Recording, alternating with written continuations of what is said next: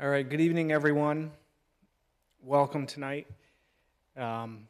We have a few workshop items to begin the evening, and we will start with our first one, which is a sketch plan review for 42 Ferry Road. This is map 22, lot 34. And this is for a 22-unit residential condominium development project. Yeah, Emily, do you have anything to add? Thank you, Mr. Chair. The board has seen another sketch plan for this property, and this is a redesign of that. I'm sure you'll hear from the applicant about. And there's also, if the board members remember, we had reviewed a sketch at 32 Ferry Road, so a couple of projects in this area. So the staff is looking at both, but this one is up tonight for review, and it includes a pool and a clubhouse have been added, as well as single-family units versus the other proposal. Thank you. Great, thank you. And we have the applicant with us this evening. Good evening. My name is Austin Fagan. I'm with BH2M Engineers, here representing Diversicare Development, LLC. Thank you, Emily, for that introduction. As she stated, this is a 22-unit single-family detached condominium project at 42 Ferry Road. There is a clubhouse and a pool that's being proposed for an amenity for the residents of the property. Units will be served by public water and sewer. We've reviewed staff comments and plan to address those prior to a preliminary submission for subdivision. Also, as part of this layout that you see here tonight, we have added a few items that were brought up at the previous sketch plan meeting, such as fire truck turning area, dumpsters, and cluster mailboxes. Additionally, I have a submission or a packet here I can hand out to the board and staff, if that's all right, with a look at what is planned for units. Yeah, if you can hand it to Emily and Lisa.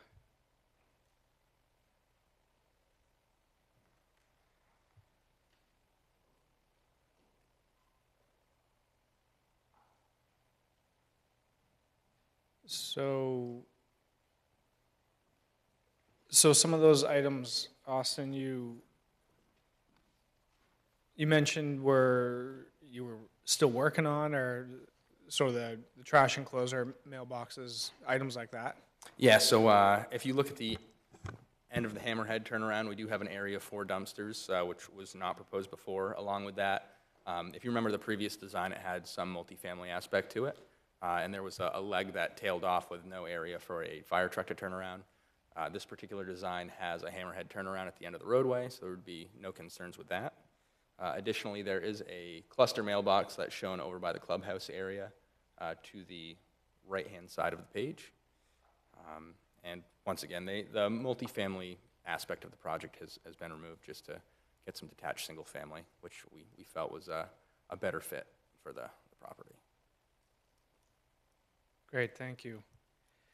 Any questions from board members for Austin at this moment? Yes, Jim. I was looking at the plan, and I know you're going to address most of these issues later, but assuming we have any snow in the future, how do you plan on taking care of that with this configuration of the road? It looks like there's really no place to put it.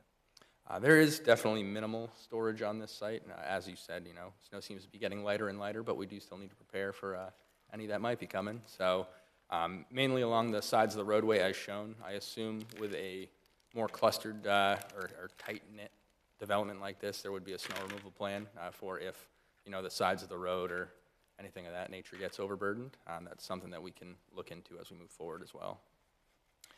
I also noted there's a stormwater storage right-of-way, it looks like, under part of the roadway near the dumpsters. Yep. Could you explain that a little bit? My understanding from the prior development, there was some concern about, creating more runoff onto neighboring parcels. So what do you have planned there? Absolutely. So once again, with this being more of a full development, a proprietary system will likely be used.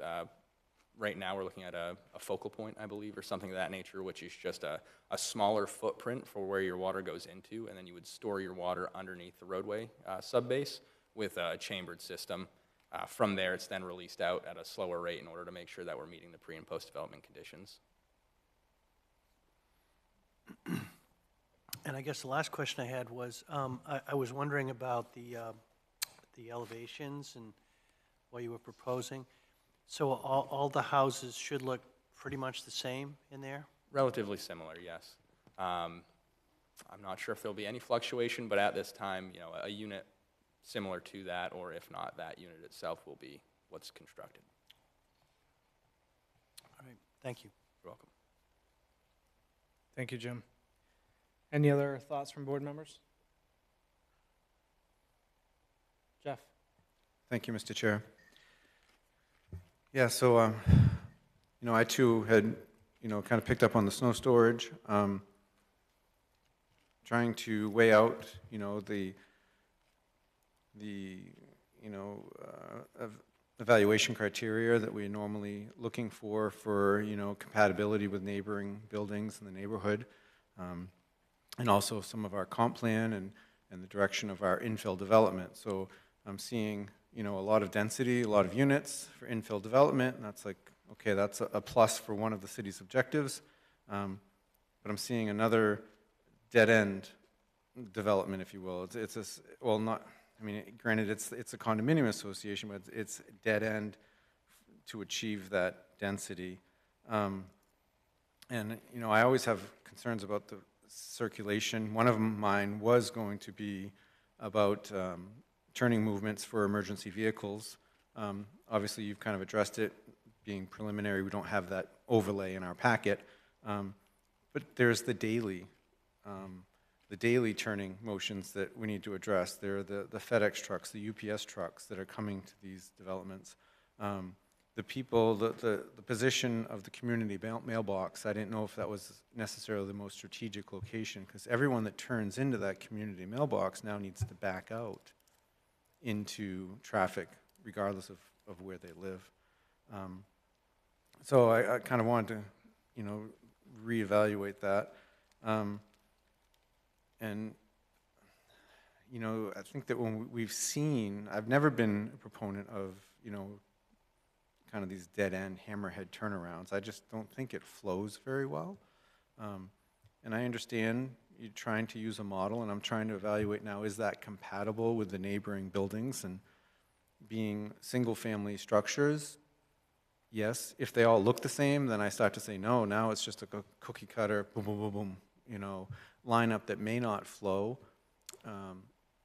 You know, there was a natural kind of delineation in Saco where our multifamily or our higher density was, and it kind of naturally fell along the railroad tracks. You know, we have some multifamily that would have aided our mill development, and I know that the desire is to let that spread. So how do we as a board evaluate all the criteria to allow that to happen where the utilities are? Granted, the sewer's there, the water's there, there's a lot of benefits to increasing the density as the city is directing us to. I appreciate the fact that you have the full sidewalk in there for the walkability of our communities.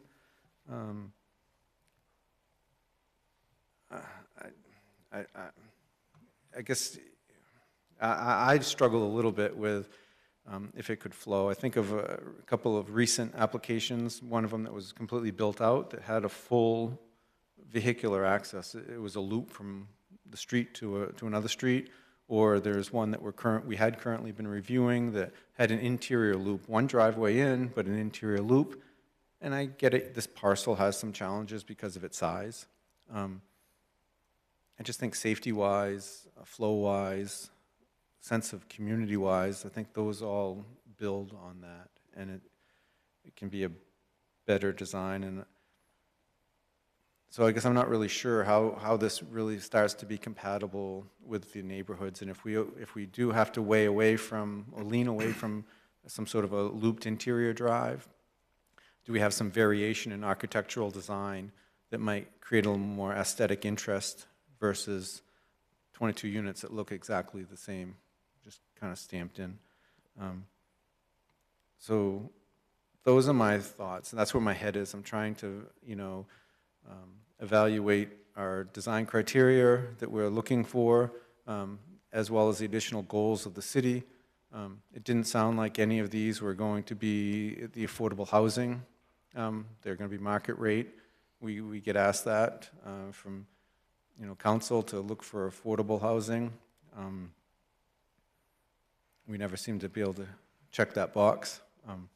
So those are kind of my thoughts. I guess if there could be something to help entice the visual appeal by changing the aesthetic design, and then something inner, so we didn't have so many people backing out. I start to wonder what happens when, these designs, if we just keep letting them go, when there are more accidents. I didn't see, obviously it's preliminary, you don't have utility transformer pedestals in here yet that we know need to be squeezed in. There's a lot of other things. There's going to be lighting that needs to be squeezed in, and we're asking people to back out of their driveways, back out of the community room, back out of the mailbox. The trash circulation. Those are large trucks, and any sort of community feel. You start to worry about your kids being able to play if everyone has to back up. Those are just some of my thoughts that I had kind of picked up on. Thank you, Mr. Chair. Thank you, Jeff. Thank you. Any other thoughts from board members? Yeah, so I had some of the similar thoughts as some of our companions here. We talked about the snow storage. I guess screening along the property line, that was one item I had. The second was establishing, once you get there, establishing the finished floor elevation of all of those structures out there, understanding where those are going to live. And this is a drive, right? It's not a road. So I see where Jeff is coming from with some of the backing up, it being a driveway and a road. As long as we have our clearances, I'm, I guess, not as worried about it. And since it was a driveway, I guess, with the mailbox location, I was curious if Postal Service was okay with coming in, but that's down the road. I did pick up on what Jeff started to discuss with all the units seem to be mirror images of each other, 22 or so of the same image. I guess, so with that, the question was going to be, would they be built out as part of this, or how is this just a guide, or that was sort of my big picture where we're at with that. Lighting, we'll get there, and we'll get to a lot of some of the other items, but those were sort of my big picture thoughts. But any other thoughts? I could probably answer a couple of questions. Yeah, go ahead, please.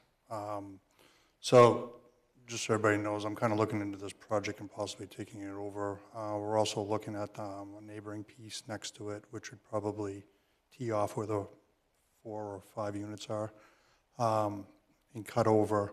To answer you, Jeff, as far as, driveways, turnout, right now that road's currently less than 700 feet. So it's not a very long road. So it's the other thing we're trying to do too is we're trying to keep the cost down. As far as low income, that's probably very difficult to do today, especially with having to do, multiple things to address everybody's concerns and stuff. But, to do a turnout road, we do have a plan with the second parcel that could possibly loop it back out. But we're going to be adding probably a few $100,000 in cost.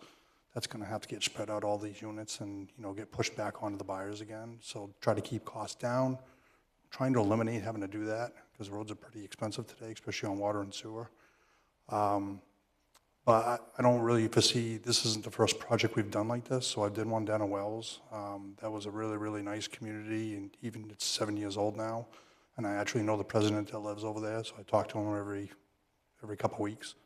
And that project worked out really, really well, and this is basically a replica of that project with the clubhouse and the pool.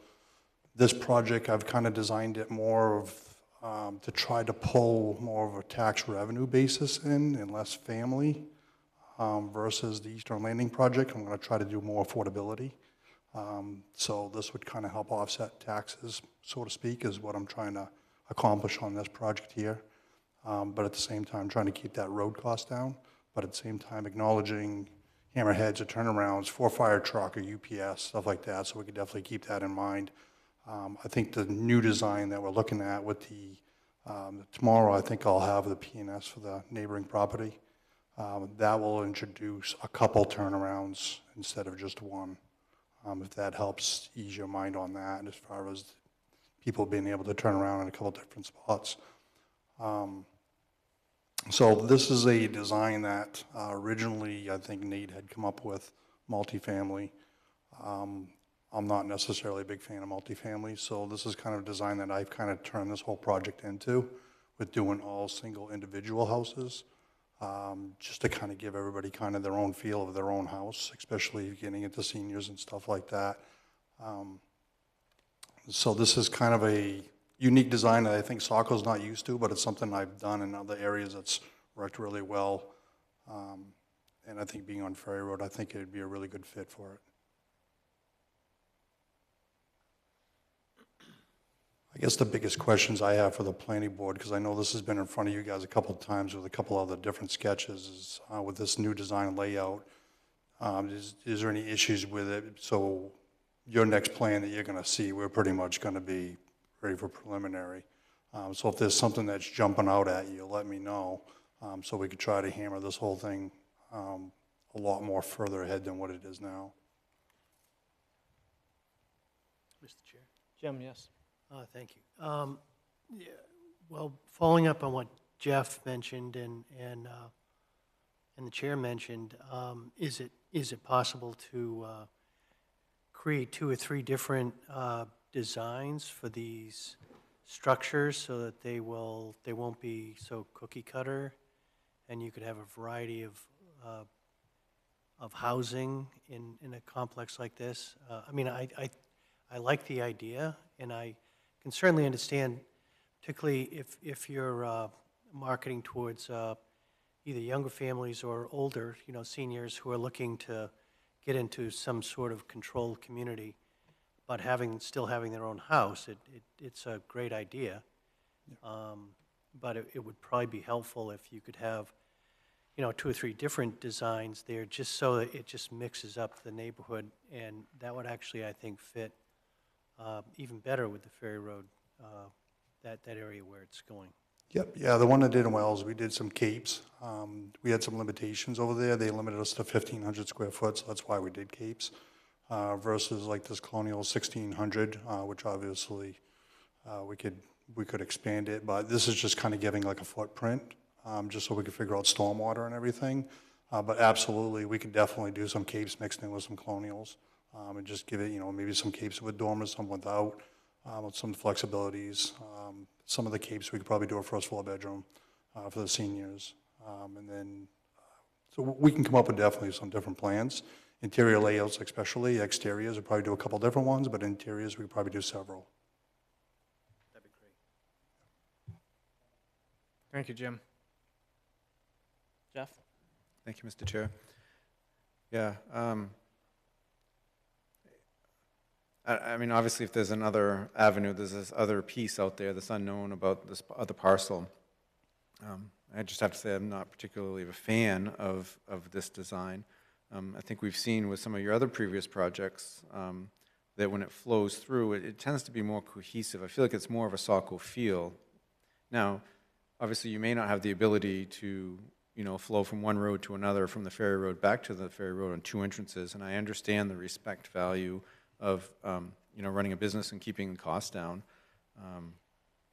But sometimes if there's inner branches within the condominium association, you kind of know that you're still in a private condominium association. There's a little bit of character, a little bit of feel. And, this is now the ferry road, and the ferry road has, historically been known for a very, very nice, detailed, more of an affluent part of our city. And like I said, we're trying to weigh all these criteria that we're being asked to, apply towards development. And I'm not a particular fan of increased density, but if we are to increase the density, because, logically it makes sense, it's our utility areas. I mean, there's a lot of logical science behind it. I guess if we're to just make it that much tighter, and we're not going after, an affordability market, it's going to be market rate, is to give it that great architectural variation that people are willing to live closer together with a little bit of layout design. I think it's Ferry Landing that has a lot of that kind of flow through there. Not as dense, obviously, but I think it was denser than the general area, when it was built 15 or so years ago.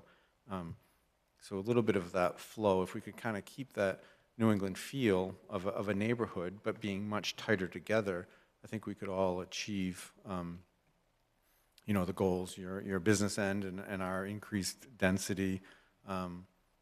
Like you said, you're trying to instill, a tax base, and, the higher the value, in that case, let's make it that character that feels New England, but if the new generation likes a closer density, a walkability, try to incorporate all of those into a little variation versus just kind of a straight row house of the same design. So part of that flow, I think, is a little bit of curvature in the roadway, if you can make it work with what you're looking at. Yeah, the biggest challenge is the shape of the lot. It's just the lot's only 100 and some odd feet wide by 700 and some odd feet long, so it doesn't give us a lot of flexibility to do a lot of curvatures and stuff like that.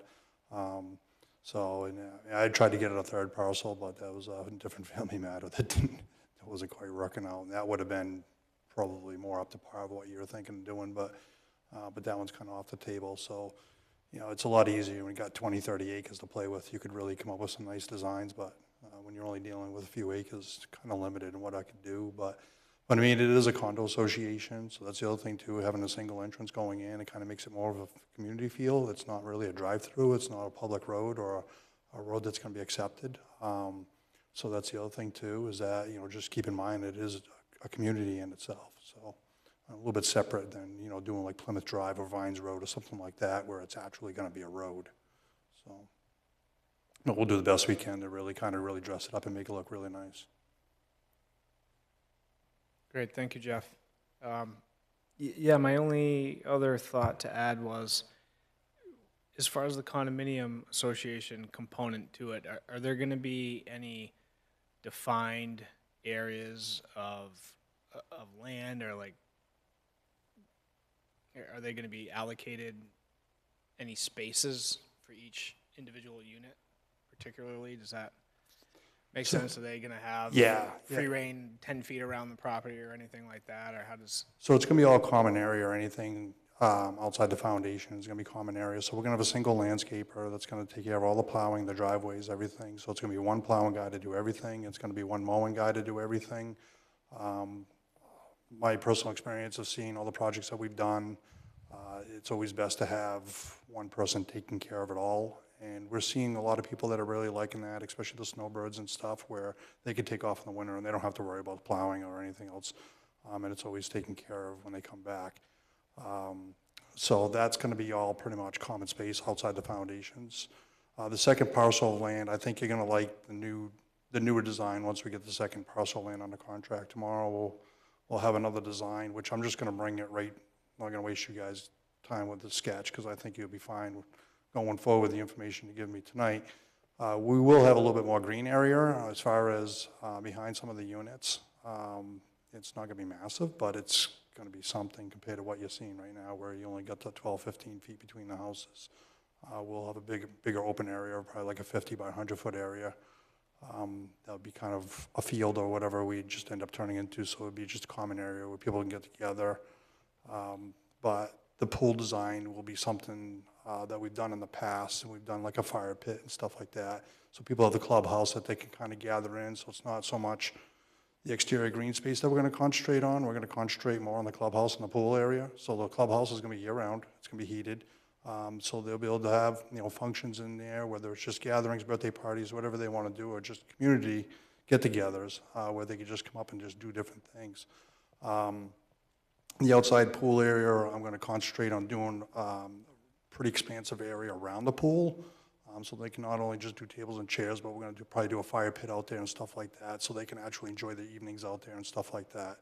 So instead of saying we're going to have a green area where they might kick a ball around, we're going to concentrate more on this, having more of a pool and clubhouse area. If that makes sense. Sure.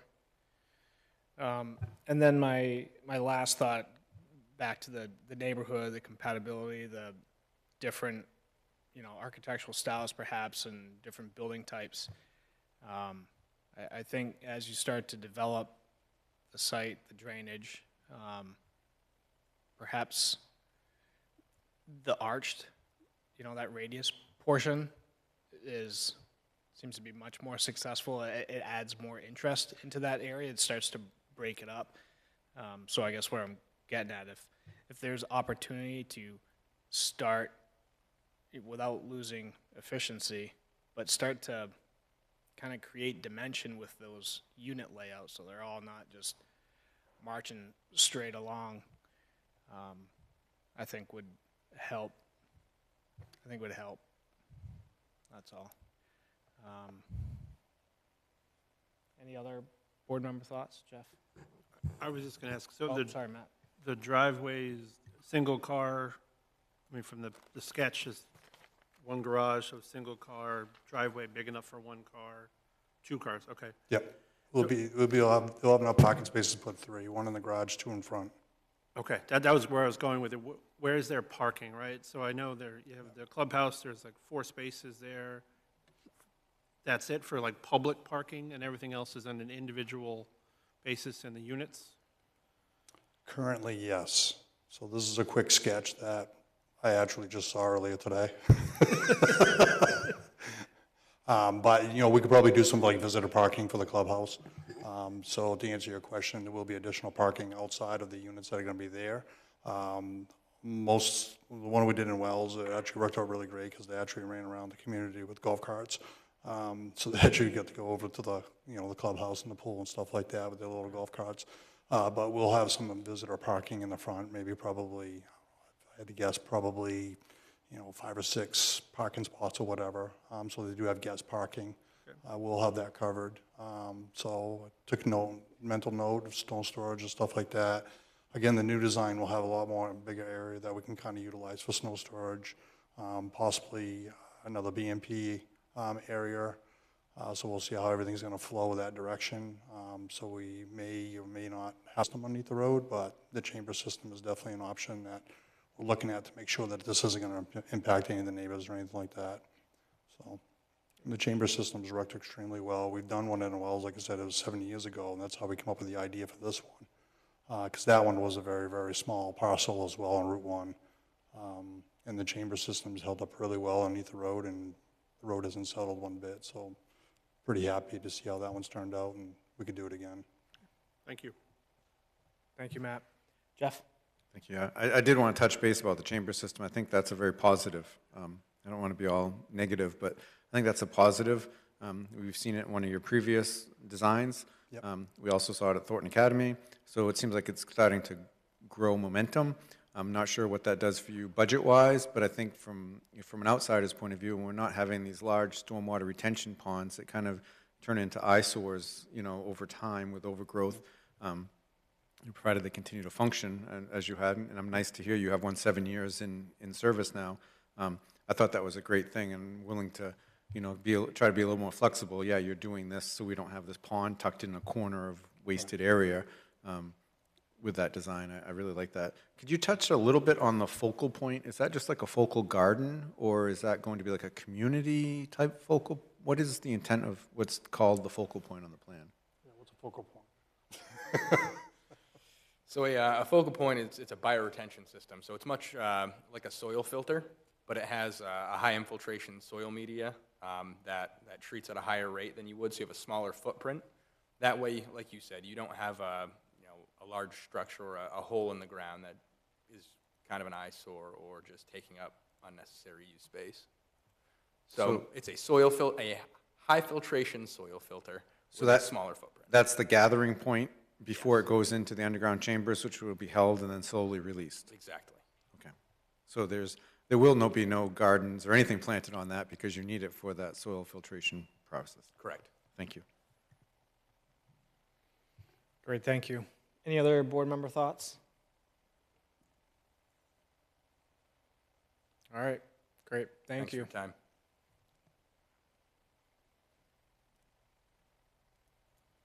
Mr. Chair, Yes, do you mind if I just put this on the screen just so we know what a focal point looks like? These are just different examples. They can be used in different installations, so they don't have to look like any specific one you're seeing here. Thank you. great, thank you.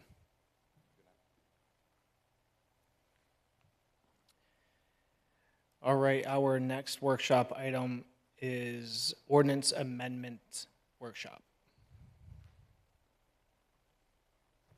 Thank you. If you've been following along in the council meetings, planning staff has been presenting land use workshops to the city council. I know the planning board had a joint workshop with the city council on October 28th. Just want to take a quick few minutes to go over with you some of the items that we've presented and that are going through the Long Range Planning Committee now. The Long Range Planning Committee has started a subcommittee, and they just met last week, and they're going over some specific questions regarding bulk definition, neighborhood definition, and some compatibility questions that have been raised to them. So that's ongoing as well. Staff will be bringing forward ordinance amendments that will come through the planning board for review. So we haven't presented them to you yet, but just so you know what we've been talking about with City Council. You'll be getting redlined documents relative to these topics, and they will go over amendment topics for some parking updates, landscaping updates.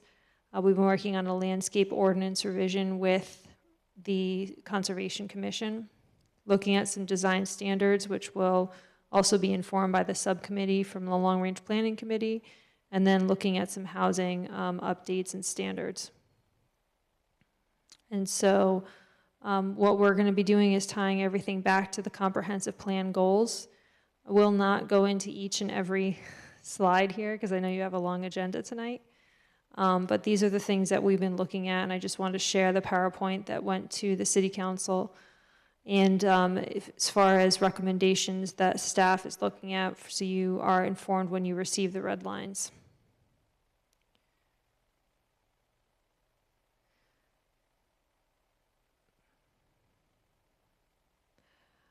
Also, just wanted to go over a couple of things. We were looking at a conservation cluster subdivision ordinance. I know we had clustering years ago, and there were some concerns about it, so we worked hard with the Conservation Commission to bring forward a draft on that. We do have a red line draft available, and we will be bringing that to the board shortly, most likely early December.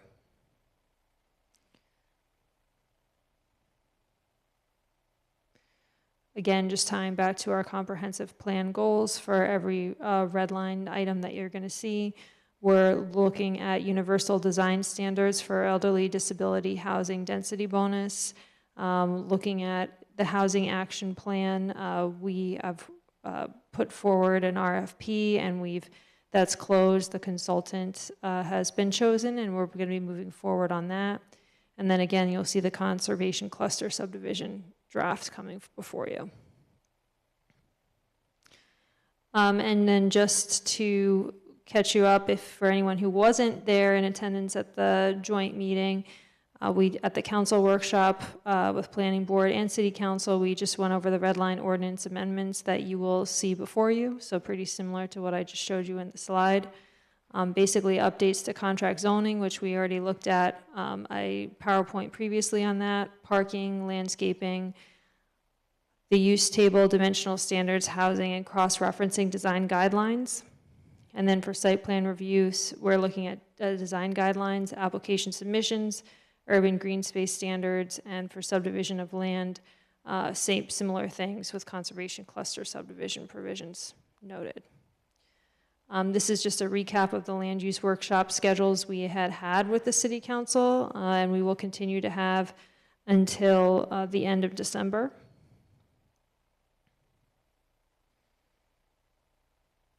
Just the timeline of what we talked about with ordinance amendment process moving forward. We have 2 more meetings for the Long Range Planning Committee to work through. Planning Board will be at least 3 meetings, and the City Council will have a 3-meeting process as well. You'll note we didn't put dates on here. We didn't want to pigeonhole anyone into a certain date or feel like you were rushed, but we do know that we have a good amount of work to do to get you those red lines so you can start reviewing those.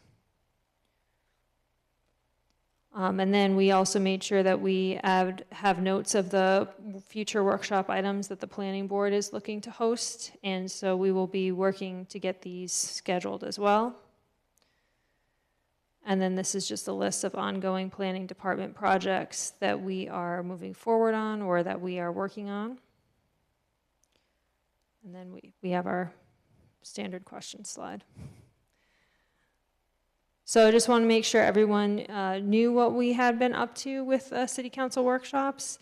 And as we move forward, we're going to be glad to give you the red lines, and most likely we'll be ready in the first meeting of December, I would think. Thank you. Great, thank you, Emily. Any questions, Jim? Thank you, Mr. Chair. Emily, I watched that joint planning board council meeting, and I think maybe one of the council meetings either right before or after, and there was a fair amount of discussion too on affordable housing and trying to find solutions to incentivize affordable housing, and that may have been part of that whole presentation. And if it was, I apologize, but if it wasn't, is there something more you have planned? Yeah, so we have a housing action plan moving forward, and what we're going to be looking for is holistic policy recommendations through that plan. I know it sounds like we're doing a plan, and then then I hear the plan's going to get shelved, but a lot of things you really need to have that foundational plan in order to understand where you're going and what the next direction is. So that is really the purpose of the housing action plan. That scope of work will include public comment period, some listening sessions, and we'll share more in the coming weeks on that.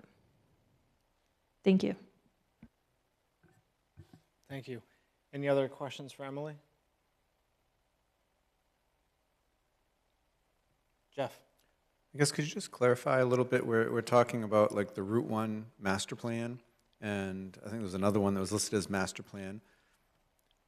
I just get a little concerned about terminology because we talk about, you know, a developer coming forward with a master plan development.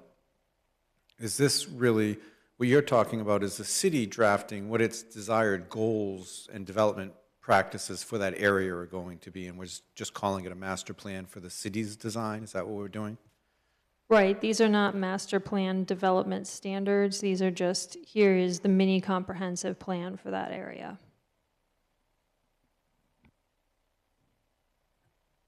Great, thank you, Jeff.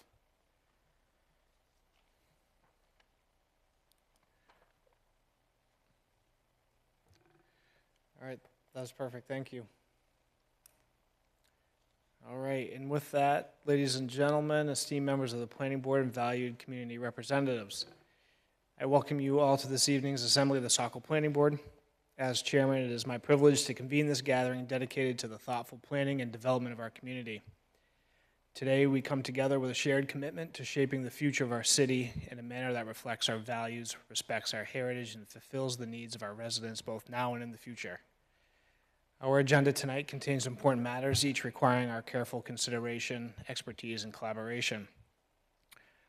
From zoning ordinances to development proposals, infrastructure, environmental concerns, every item of our agenda holds a significance in sculpting the landscape and character of our community. As we engage in our deliberations, let us remember the profound impact these decisions will have on the lives of all, keeping in mind we're residents like you.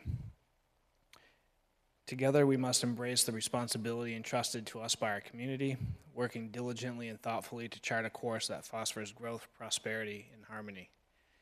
With that, I would like to call this meeting of the November 12th, 2024 Saco Planning Board to order.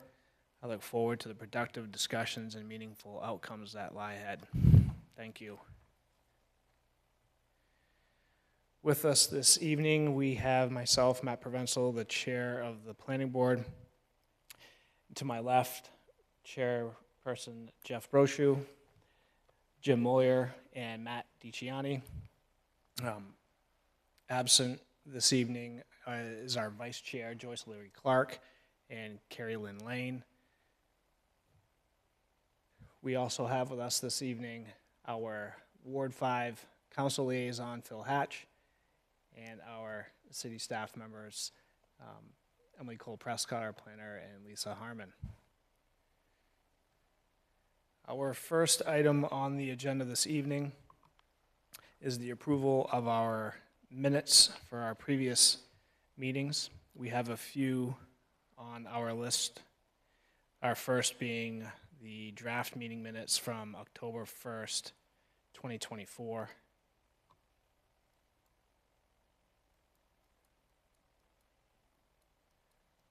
Did board members have any questions, comments, or concerns?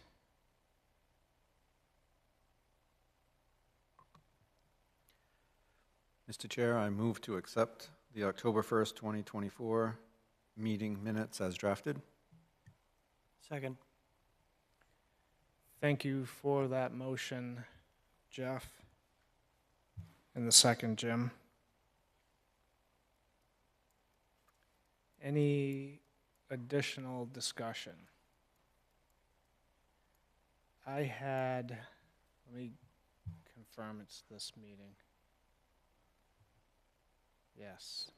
I had one note, Emily, Lisa, on the 6 Cascade Road project. We have a note that I recused myself. Do you agree that we should, at the end of that, or I guess, note that I returned as chair? Yeah? Yeah. Okay. That was my only edit.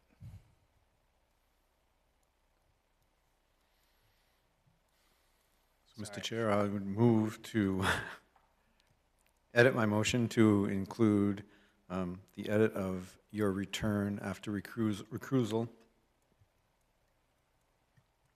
I'll second. All right. Thank you for that adjustment, Jeff, and the second, Jim. Any additional discussion? Those in favor, Matt? Yes. Yes. Jim? Yes. Jeff? Yes. I vote yes as well. Motion passes 4-0. Sorry, there's a lot of minutes and documents in there. Our next review is our October 15th site walk notes. Mr. Chair, I'll move to approve. I will second. Thank you for the motion, Jim, and the second, Jeff. Any additional questions, comments, or edits? Those in favor, Matt? Yes. Jim? Yes. Jeff? Yes. I vote yes as well. Motion passes 4-0. Our next item, October 15th minutes.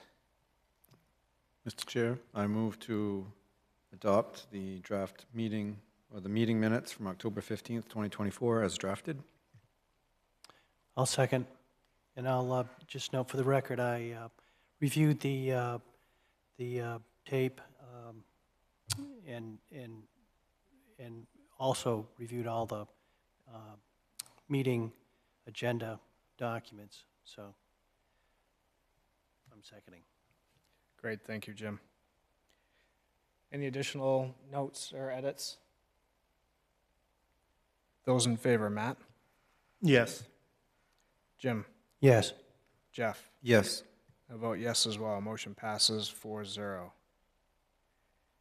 And our final is our November 4th site walk notes. Mr. Chair, I'll move to approve. I will second. Thank you for the motion, Jim, and the second, Jeff. Any additional edits, comments, questions? Those in favor, Matt? Yes. Jim? Yes. Jeff? Yes. I vote yes as well. Motion passes 4-0.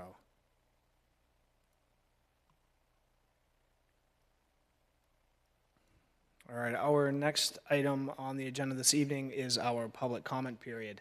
This is an opportunity for any members of the public that would like to come and speak to the planning board on any planning items specifically, unrelated to any specific agenda items. We have, as posted, our Saco Planning Board hearing guidelines. If anyone needs a copy, we can provide that. And if anybody from the public would like to speak, please come to the podium and state your name and address for the record, and we will address any comments or questions as necessary.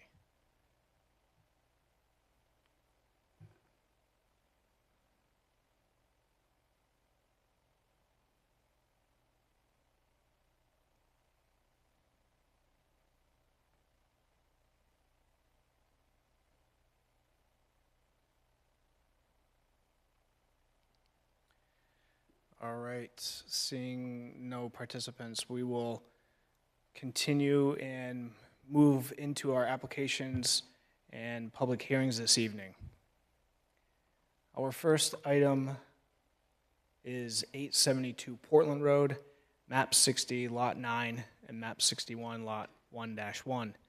This is a new Volkswagen dealership with associated site improvements, and this is presented by Sebago Technics, and this is a continued public hearing and continued application review for site plan and conditional use. Emily, anything to add on this item?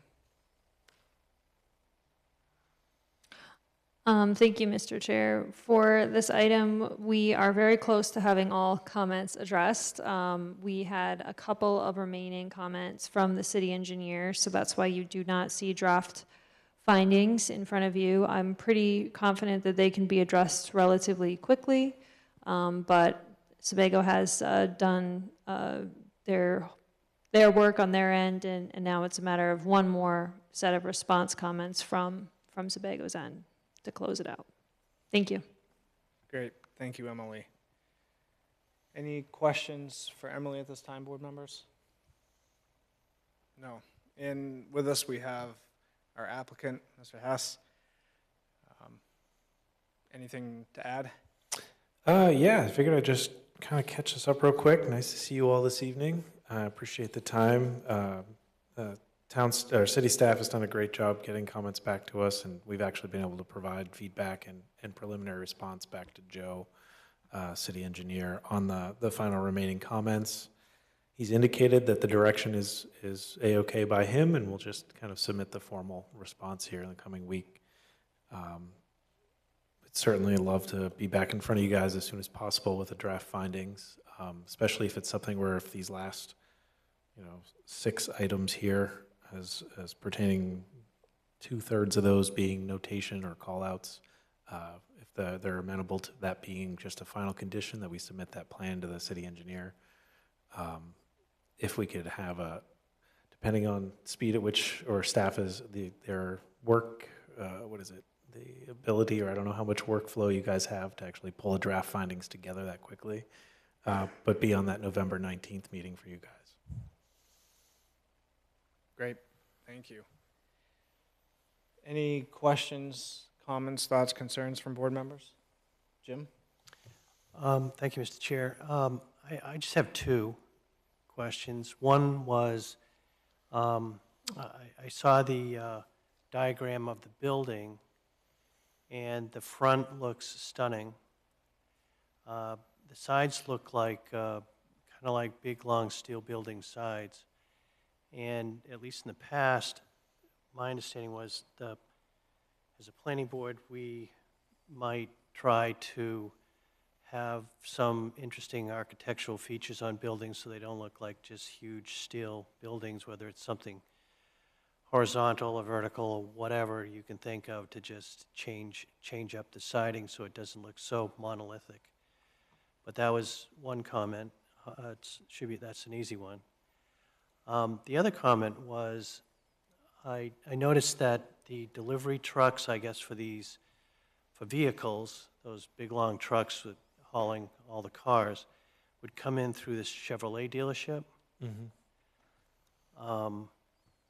Which sounds like, when we look at the entrance of the new facility, it looks like it, I don't know, it looks like it could be a little tight for that, so it's good that it's coming through from a different area. But I'm trying to remember, the Chevrolet dealership is under a different ownership, right? It's currently in ownership under the same group. I mean, it's a different entity, but it's the same group, and they're going to be leasing that building space. So well, there's not really a definitive property line. It's going to be more of that leased building condo style, not really trying to. So in terms of, correct me if I'm wrong, Jim, are you getting at maybe potentially access easement or vehicular? Yeah, and what I'm seeing there is they're going to be it's kind of condoed in the sense they're going to be looking at that space, not necessarily the grounds, so that those vehicles will have access from the ownership there. Oh, interesting. Like a formal easement won't really be required. That's great. Okay, that's a great question, Jim. Yeah. Well, that was a great answer, so thank you. I'm all set. As for the building, I appreciate the feedback in terms of the facade and what that looks like. I know some of the facade does, and some of that detailing does wrap around to the first sides of that. And I think it is common, to your point, that they tend to start spending a little less money on detailing the sides and the rear of the building. I know there are some breaks in the facade and through there on the side, and it's not really till you get towards the end that you get that kind of long linear, really on one side towards the rear, you get that long linear facade. The left side really does get broken up a bit by some of the bays, and those will also have some signage on them, telling people which bay is which. So hopefully it won't be monolithic on most of it there, but I appreciate the feedback, Jim. Thank you, Jim. Any other thoughts or questions from board members?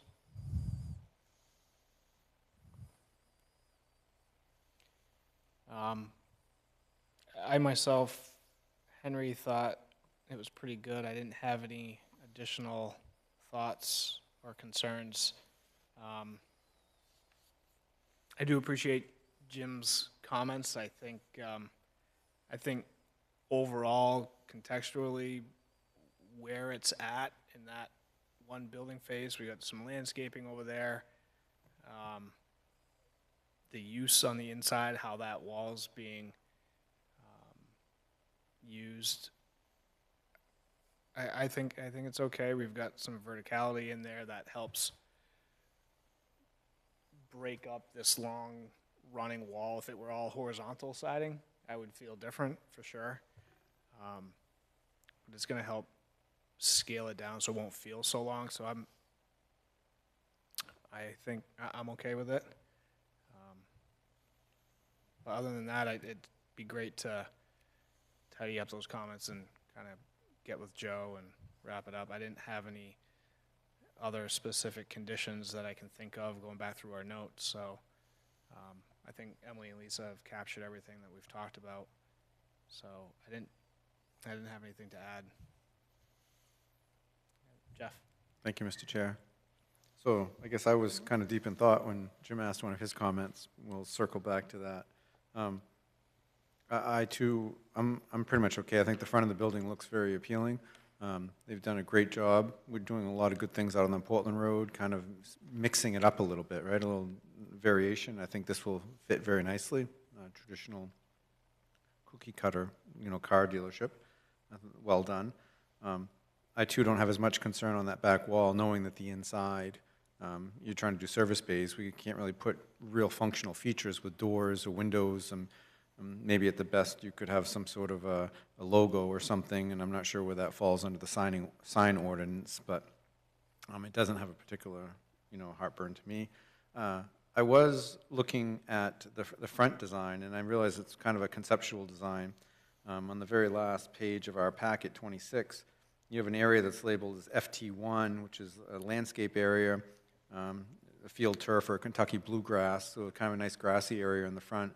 But in the conceptual image, it kind of showed a car displayed there. Is that the concept? Is it some sort of an artificial turf where they can park a car on it? That's a great question, Jeff. Part of that is the dealership does have kind of their specific desire for what they like right out front there. We are providing landscaping along the foundation and kind of on the islands surrounding it. But yeah, I think the intent there is to be multi-purpose and to be able to either, whether it's going to be vehicle display or potentially any sort of, if they have an event, maybe it's a place they can put an easy up tent or whatever it may be. I'm not really sure on the programming finally there. Okay. And my final question, I guess, Jim, you asked it about unloading of vehicles. And I know right now we're currently looking at, kind of a common ownership, if you will. I didn't understand the details about, are we looking for a specific deeded easement?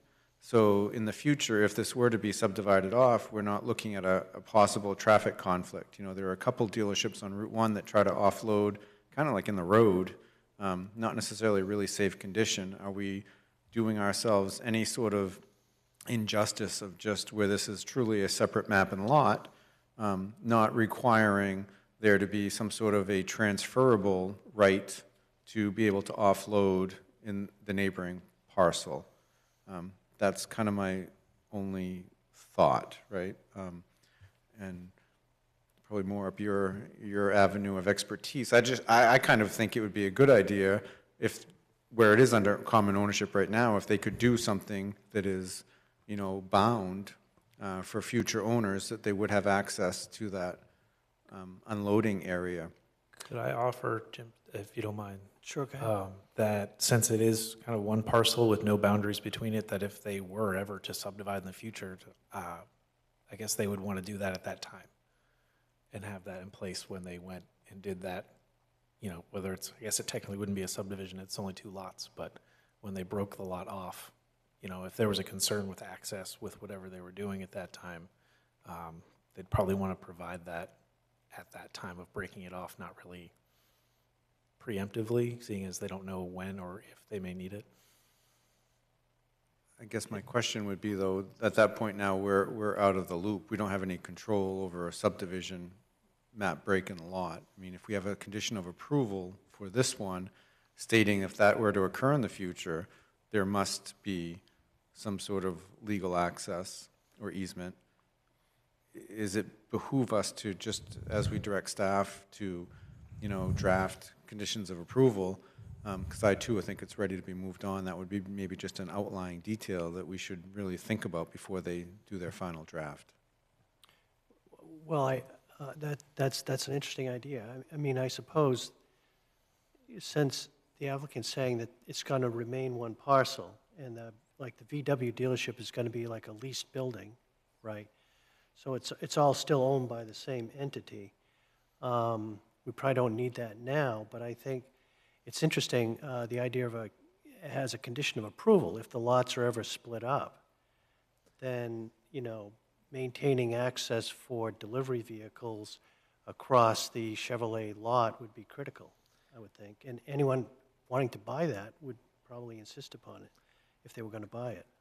Jim, you bring up a good point, and that's what I was going to actually ask too. Is there a concern that somebody's going to sell the lot and not have vehicular access when they purchase it? Because I would think, Jim, to your point, if you were going to buy the lot at that time and have it subdivided, you'd want access, and part of that purchase would be contingent on you saying, yeah, I would like an easement at that time, and not necessarily preemptively putting an easement, because if somebody buys it and changes a curb cut and does their own site plan as a part of that, changes the access, you've got an easement over something that may not really be necessary at that time. And I recognize the need for, you've got an opportunity to control a situation or or provide that to close the loop per se and make sure there's an access there. But I think, Jim, your point about if you're going to buy the property, depending on what you do with it, you might end up with access elsewhere. So I don't want to go down too far into that rabbit hole. Well, and when you're saying there might be access other ways, you're thinking, way in the future, if there's another traffic light out there and there's another entrance point, because we talked about that with this lot, right? An entrance point to the south, right, coming in the south side of the lot? Yes. Right? So, I guess the most we might want to consider is a condition of approval that might require an easement in the future if the lot's broken off, but if it's necessary for the VW dealership to operate effectively. But at this point, I'm not sure it's really necessary, since it's all under one ownership. If there's a condition that the board's interested in putting on this project, I could find a middle ground in saying that if a lot is broken off, that, a condition saying that if a lot is broken off, no access shall be deterred or access shall be, provided at that time, or a means of access shall be provided at that time. Not necessarily preemptively putting an easement in place ahead of that, you know what I mean? Jeff? Yeah, I think a condition of approval is key, but, to try to turn it and look at it a little different perspective, right? There's so many scenarios that could play out. So I guess, the condition of approval is if this current proposed Volkswagen dealership is to remain a car dealership, we've identified as a board that we have concern that delivery of vehicles would be an issue on that lot, circulation just on that lot. And we're just assuming that, the Chevrolet dealership will always be there if it were to be sold off. But what happens if the dealership that's sold off is a Chevrolet dealership and it's changed use to get to some back land, and we're going to allow this to remain an auto dealership? And I guess that condition of approval should be worded in such a way that if this particular part of the lot were subdivided off and were to remain an auto dealership, the provisions must be made, I don't know, to the approval of the board at the time, that will allow appropriate safe vehicular delivery, something to that effect. And we have a great staff that can help wordsmith this, I think, but I think that's our goal. And I guess I'm not leaning towards a formal easement or deed amendment right now, but I think it needs to be a condition of approval saying, hey, we recognize there's a potential hazard here. We don't want to have delivery vehicles delivering on Route 1. We need to make sure that if this lot remains an auto dealership, that there are provisions safely provided for delivery of vehicles. Mr. Chair, can staff take this discussion back and Yes. recommend something? Yes. Okay, Please, thank you. Yeah, Please. I think we're open to that. If that's something that the board finds critical, it's certainly, we can put a condition on the plan there. I would ask, to Jeff's point, if something else goes into Chevrolet, they'll come forward with a site plan, at which time the board will likely review that and ensure and have another opportunity to look at it as well. Yeah, so Emily, if you could draft a condition of approval that states along the lines of, on-site vehicle delivery and circulation shall be maintained for the automobile dealership use. That way if either piece, if it's broken off, it's one site, so it carries for both, so. Yep, something if you along those can lines. just let me vet it out a little bit, and then I'll come back to you. Great, thank you. Thank you. Any other thoughts from board members?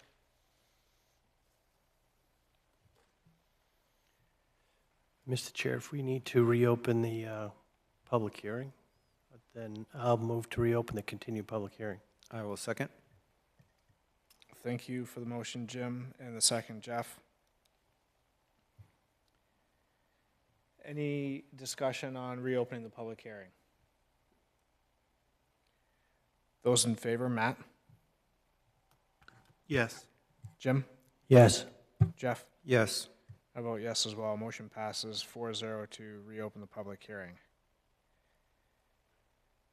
If anyone is with us this evening to discuss this item, please step to the podium, state your name and address for the record, and we will collect comments and questions, and we will address them at the conclusion.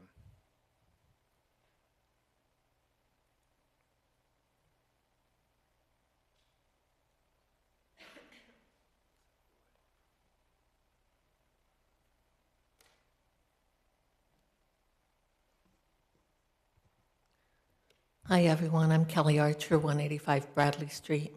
I've been following this along for several months, and I, too, agree with the facade, the design. I really appreciate that.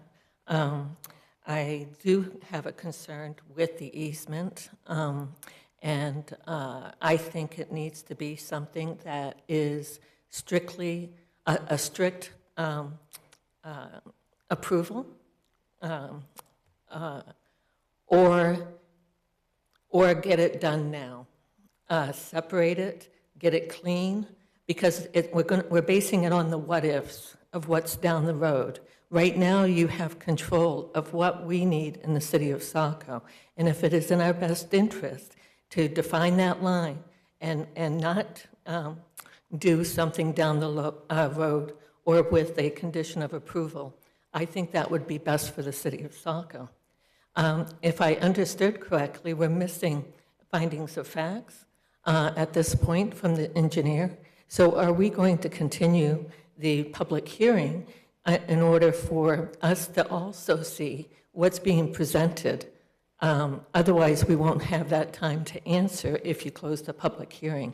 And that would also be on the language that the staff will provide for the easement coming forward. Thank you so much. Thank you.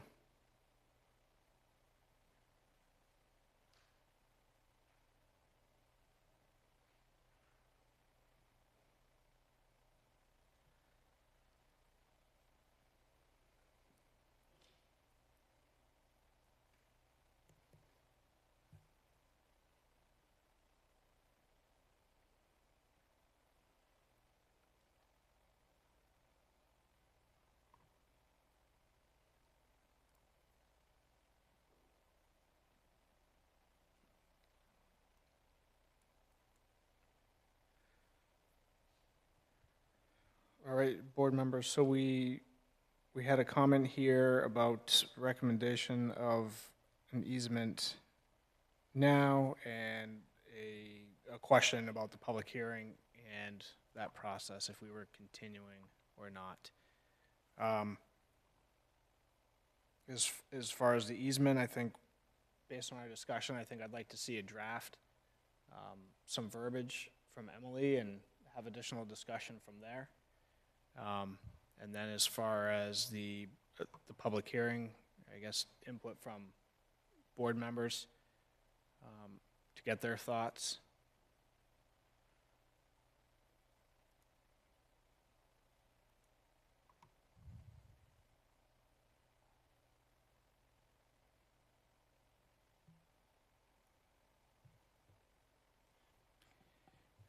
With that, Emily, do we, as far as responses for Joe and applicant, we mentioned there's that next meeting date of October 19th. Is that, you think that's a sufficient time to address comments, concerns, get some draft findings to the board?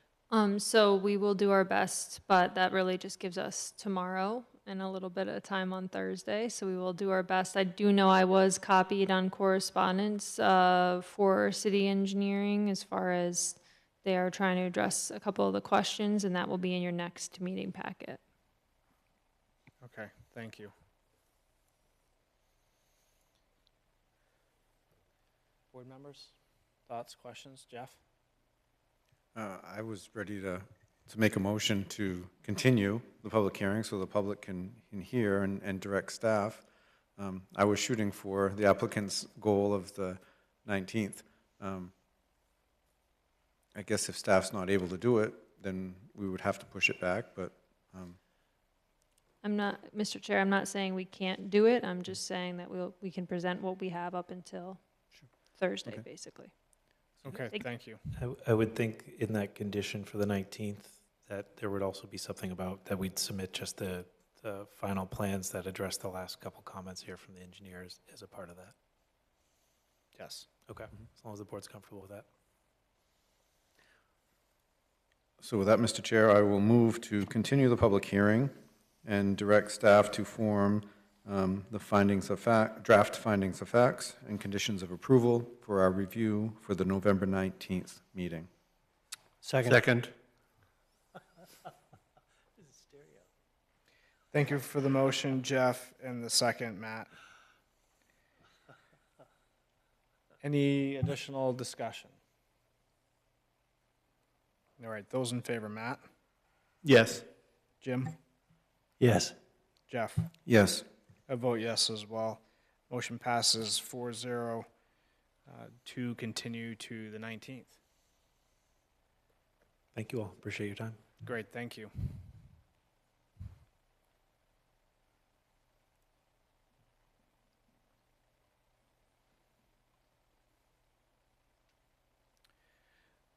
All right, moving on to our next item on the agenda this evening. We have 18 Lund Road. This is map 69, lot 6, and this is a redevelopment of an existing site into an enterprise car storage lot with associated site improvements. This is Enterprise Rent-A-Car Company of Boston LLC, presented by Saco Technics. And this evening we have an application of completeness review for site plan review.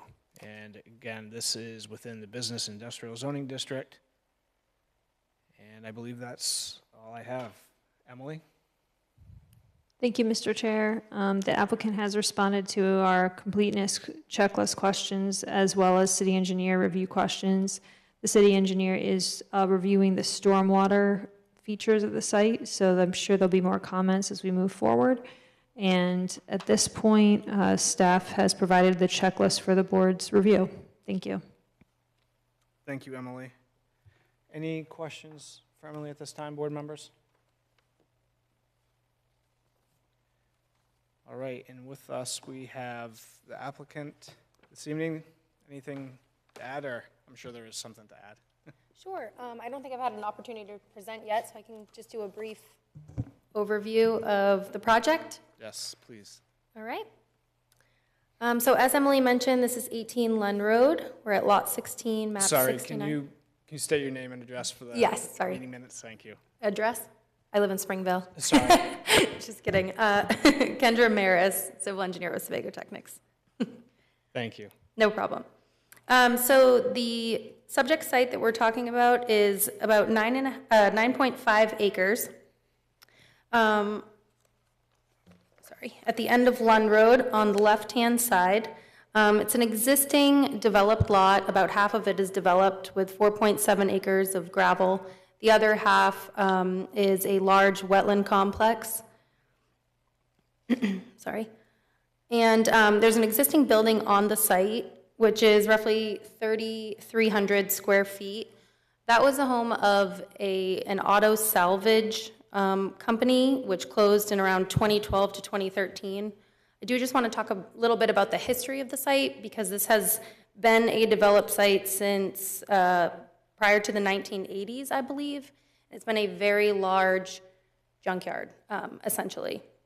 So as part of the proposed improvements, we'll be renovating the existing building and turning some of the office space into a garage area for Enterprise. And then we'll also be adding 3 carports to the site. These are essentially shed structures that are open on both ends. They're about 3,200 square feet in size. There are 3 of them. And just to kind of explain Enterprise's operations for this site, this is not a site where the public will be coming to rent cars. It's a site where they essentially get their fleet ready. So new cars that are entering the fleet in other off-site Enterprise rental locations will be dropped off at this site, brand new cars mostly, and they'll be prepped here. They're putting on license plates, inspection stickers, doing tire rotations and things of that nature. That'll be happening within the renovated building as well as in the carports. So again, we had about 4.7 acres of gravel in the existing condition, and this is kind of historically. Over time, since the business closed in 2012, it's kind of revegetated itself. There's still a really strong gravel base across the site, but it appears to be revegetated. So as part of our proposal, we are actually reducing that existing impervious to 3.12 acres, and we are adding a gravel wetland to treat that 3.12 acres of impervious, or 73% of it, roughly. So we're improving the condition quite a bit. As part of this, because there was over 3 acres of existing impervious previously, and this site did not have a site location of development permit through the DEP, they ruled that we should put one in place. So through delegated review, we've filed a SLOTA and are providing treatment. We're also proposing lighting across the site. We have 4 pole lights and several wall packs on the carports and buildings. We've submitted a photometrics plan with that and lighting cut sheets as part of our response, our last response. And then for landscaping, there is a pretty healthy buffer along Lund Road, between Lund Road and the existing fence of the development. We're filling in with trees along that buffer to ensure that that's a healthy buffer. And we've also reduced the impervious along the sides to comply with the 20-foot parking setback, as well as the 25-foot parking setback in the rear. So that's the reason for the reduction in impervious, is to add green space along the outside of the fenced area. That is pretty much all I have. We do have a little bit of wetland impact. It's less than 4,300 square feet, so we're not required to do an NRPA PBR, but we did file a self-verification permit through Army Corps for that impact. And I should probably note that we do have a couple of different easements going on across the property. One is a new one. MTA is doing a drainage improvement on the left side of the current developed area. They're just basically clearing out a ditch line there. I just wanted you to know that we are working with them to ensure that our project is not going to be in conflict with the improvements that they're making. And then we also have a 100-foot wide CMP easement that kind of bisects our site near the 2 proposed carports. We've kept all structures outside of that 100-foot easement area. We are paving underneath it. But because there are no poles that are located on our property, we don't really have any setbacks within that easement itself. I'm happy to answer any questions that you may have. Great, thank you. Board members, any questions for the applicant at this moment? Mine is more related to the use. I know you mentioned it's prepping of the cars, and I understand that. When cars are brought in and clean, like someone rents a car and brings it in, are they brought here to also be washed and such, and then brought back to the enterprise locations, or they do that all on site? They do that off-site at their actual rental facilities. Okay. Yep. So this is strictly prepping and getting the cars ready to be rented? That's correct, and Okay. I probably should have mentioned, we've redesigned the entrance of this, which had a fairly long curb cut in the existing condition, to reduce the curb cut so that there's one point of access to the site. We've kind of reconfigured it so that the parking spaces at the front of the building will be outside of the fenced area. Those will be used for employees that are going in and out of the building through a locked door that they have access to. But,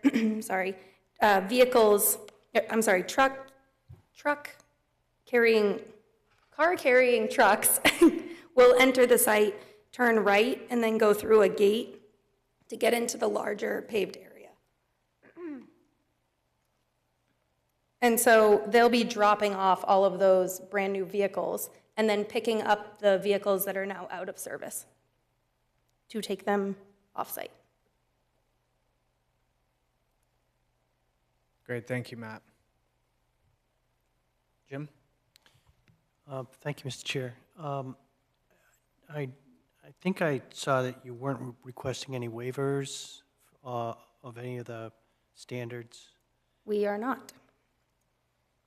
And then I noticed there was a note someplace, I think I read, where you were proposing to deed off a portion of the easterly corner of the property if there was an agreement of some sort. And I didn't know where that portion was going to be deeded off or what the purpose of that was. Sure, we mentioned that in our response. So essentially, the city engineer, I believe, had mentioned that because it's a little bit hard to see, but on our site plan, furthest to the right in plan view, there is a very small sliver of the paved portion of the project that's going to be within 75 feet of the stream, which is on the northern side. It's off-site, but down the hill a bit. So that was always impervious area, but now we're paving a very small portion of that. We're also revegetating it on the opposite side of that, where it was gravel before. We were asked to either remove the pavement from that 75-foot setback altogether, or the trade-off may be that we deed restrict the green area, either landscaped, it's landscaped and forested, if you're looking at the stream to the right-hand side. And we stated that we could discuss it with the town further. Since then, I've actually spoken with the client, and rather than going through all of that, they'd prefer to just remove that pavement from the 75-foot setback, so we can update our application to reflect that. It ended up being a 5-foot wide strip of pavement. And I guess the last point was, I think there was some comment about whether or not there'd be like internal landscaping. But you've discussed about all the impervious area that you're removing from the site to Yes. make it better. And I think there was also some comment about having internal landscaping might impede the ability of vehicles to move around in the way you need them to move around, particularly with those large delivery trucks. That is correct. As far as site circulation goes, there's a reason that their sites need a lot of impervious area. There are very large trucks moving around at all times, and they're constantly changing where they need to store vehicles in order to have enough space, depending on the volume that's on site at the time. So adding internal landscaped islands to a site like this makes it really difficult for them to carry out their programming. We have indicated on the site plans where vehicular storage is kind of set to be, as well as the flow path of those trucks. And we've talked about emergency access and how a fire truck can get through all of the paved area around where the vehicles are being stored. As far as additional landscaping goes, we really tried to dress up the portion of the site where that you can see around the entrance and the outside the parking that's outside of the fenced area. We've also provided screening for the dumpster. And in the landscape memo that we originally received, there was a typo. I apologize, but I don't have the memo right in front of me. The calculation that was done on the landscape that was provided was not correct. We actually were providing over the required amount of landscaping for the project without providing those internal landscaped islands. Since receiving those comments, we did agree that the buffer could be enhanced in areas where it was kind of patchy between the fence and Lund Road, and so we added trees in those areas. It's very helpful. Thank you. Thank you, Jim. Jeff? Thank you, Mr. Chair. So I had some questions kind of alluding to that, and I was, at first when I looked at it, it looked very much like it was going to be a consumer front type business. And I did find it in there, and I'm glad that you have stated that it will not be, because that would bring up some different concerns for me. And it was clearly stated somewhere that there would be no car washing on site, right? There's no customer access. And I guess the next question is, there was note about the end of life, right? So new cars are coming in service, they're getting prepped, they're getting detailed. Cars that are exiting their rental life are leaving, and it was really worded like such that until, you know, sale or disposal. And that kind of caught my attention, because I don't think I've ever seen any vehicles within the fleet that looked like they were in any dilapidated state, but that still is out there, right? And I want to kind of be sure that it's not going to, on the flip side, have a view that's very negative to the community, in the sense that there are no vehicles that are being disassembled or stored outside half-assembled while they're waiting for body components or whatever, or might be there for a length of time. I kind of think to our neighboring community that has a delivery service, and I think they would have rented it as a small maintenance facility, and now the yard has got like 30 vehicles that are half disassembled, and it literally looks like a junkyard again. Not anticipating that that would be the case, but I also want to, you know, cross my T's and dot my I's, because I'm very thankful that you're very aware of screening from Lund Road. But to me, the bigger effect is from the north and the northeast. As you look coming off the turnpike exit, you're looking down into this parcel. So we are going to have high visibility, and it's kind of one of the first things as you enter our community. Oh, welcome to Saco. This is what you see. And I was just wondering if there would be any concerns if there were to be specific conditions of approval, such that there is no outside storage of cars that may be partially disassembled or in disrepair. The same thing, that there would never be customer access there. I'm trying to think, you know, this is still our business industrial district, you know, and it sounds like the use that's being proposed, if it's used exactly in that manner, fits very well. Probably be a very good representation if you see that it's nice signage and it's their, you know, shiny new cars outside. I think that could fit, as long as we are careful to make sure that there isn't a negative side of the out-of-service cars looking more like the previous use. So I kind of like to think the board is to think of details for that as well. And to touch on the large parking landscaping, I'm not so sure that I can necessarily buy any sort of waiver or deviation from our peer review. This particular case, where yes, we're talking about needing vehicular access, but we're talking about very determined types of car carriers that will be coming in and going out, probably in very specific movement. So something, and then because of the elevated view that passersby have from the turnpike, I think it's important that we do pay close attention to this interior landscaping, whether they do some sort of that green space on top of the canopies. There's a couple canopies that are proposed there that might add some height and dimension and some green space. I'm not sure how it works structurally. Or a couple traditional islands like you would have in your Hannaford Walmart mall type parking lot. I think that might be still an important piece to look at, because it is very visible as you welcome into Saco. So, Was the specific comment made that internal islands were required? Yes. Okay. I think the only place we really could offer that is between the two carports that are shown together on the northern portion of the development. Maybe a 5-foot strip to kind of create 2 lanes between them so that we could still maintain access between the buildings going left or right. Or potentially keep it as 1 aisle between them, but add landscaping on the sides of both of those buildings internally. I mean, the large parking ordinance is very clear about the 10% of the area.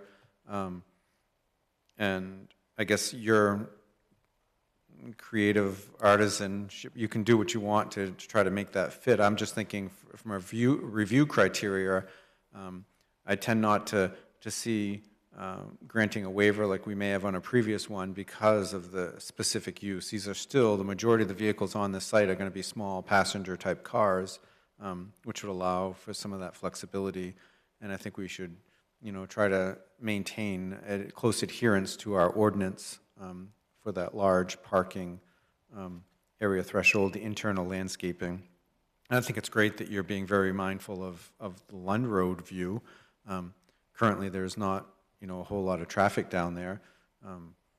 But like I said, my concern is when you're pulling in from on the turnpike and you're looking down in there, that doesn't look like a massive asphalt parking area. So those were kind of my initial thoughts at this time. Thank you. Thank you, Jeff. To expand upon that, just looking at the application of completeness, there's a lot of material here.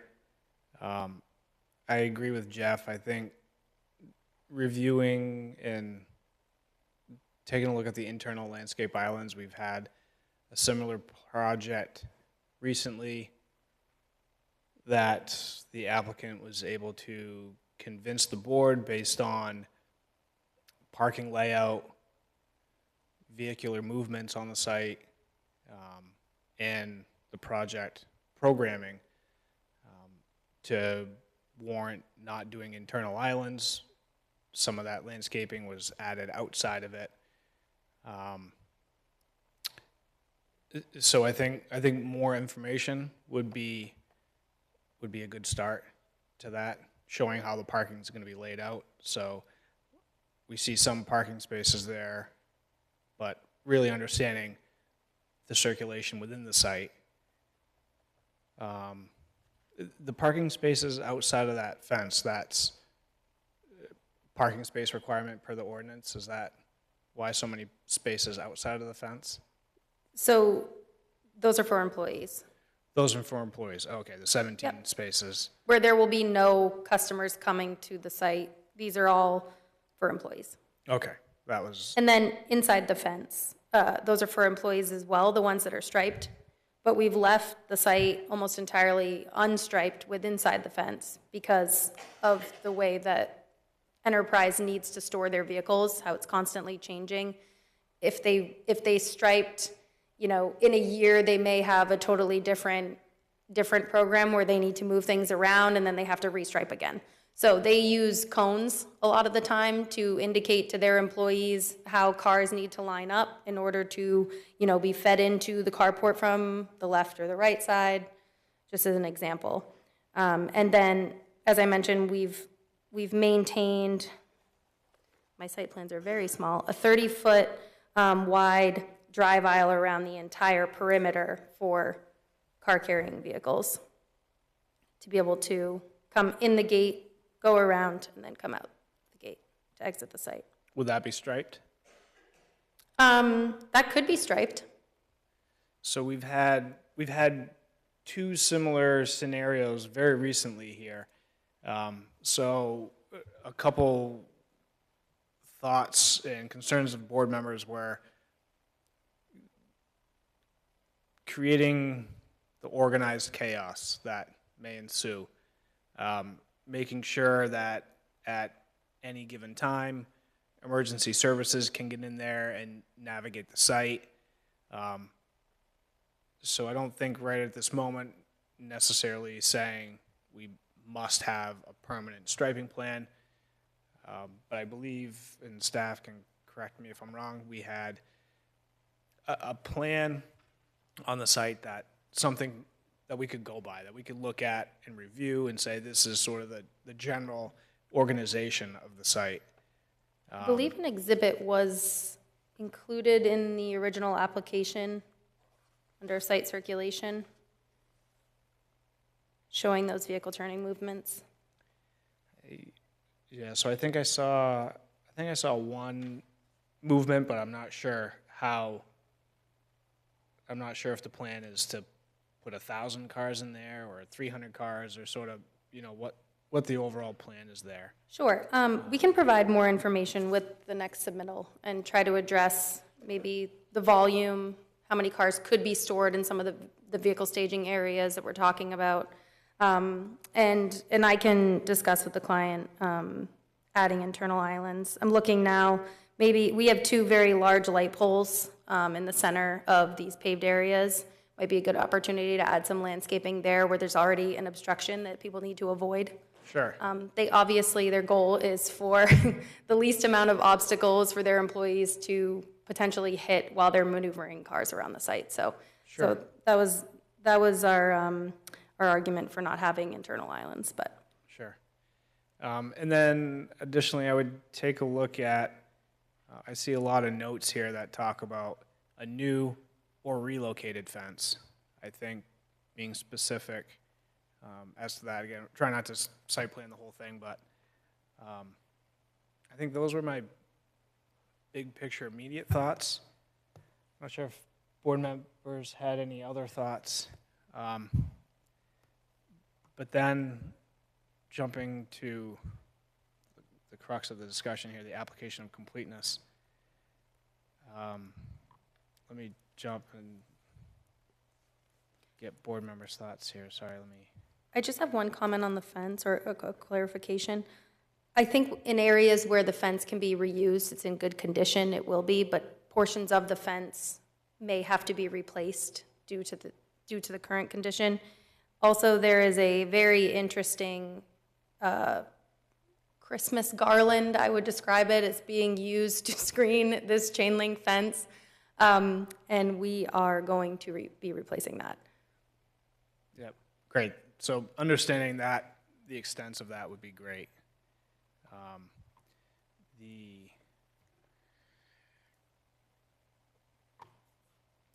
I guess for board members here, the one piece to the puzzle for here, for this one, the financial capacity, I found interesting. I'm not sure, Jim, what your thought was on that, or Jeff, Matt as well, of course.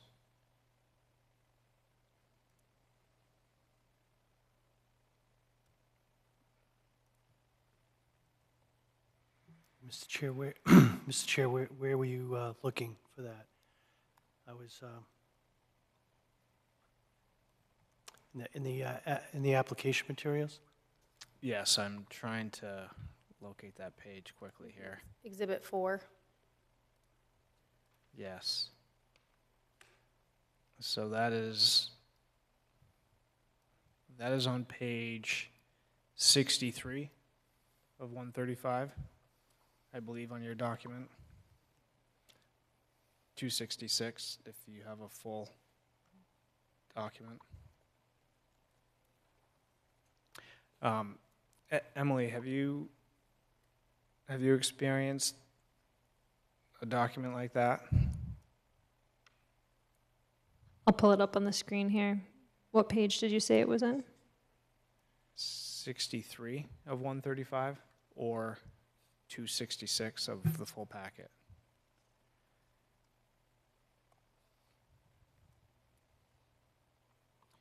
So I bring it up in 2 regards. One, that the criteria has been addressed. However, I don't, unless I'm missing a piece in it, I don't see how that piece meets the ordinance. So that's really the only item I had to go over with the board. So, Mr. Chair, if I can help us out a little bit, there is no financial capacity requirement in our site plan review ordinance. It's only in our subdivision ordinance. However, since you're reviewing this under delegated review authority, it is a good idea to take a look at what the DEP would require for financial capacity, and this is what they would require. This is not written into our ordinance specifically, but we fall back on the site location information when we don't have something specific in our ordinance. Okay, thank you. That's the clarity that I was looking for. And so I'd certainly recommend asking the applicant to update anything that you see needs to be updated. Thank you. Thank you.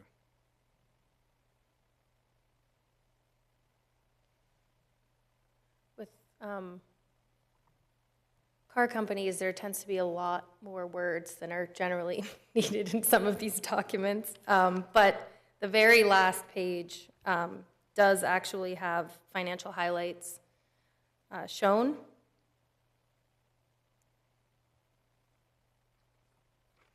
Which might be helpful.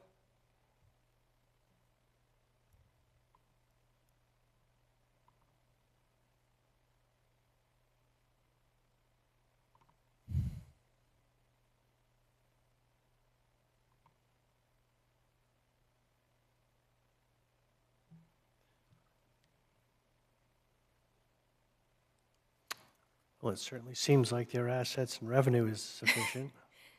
Yeah, and I understand that's worldwide, but the text in front of that explains how they have many, many, many subsidiaries and how they move money around constantly.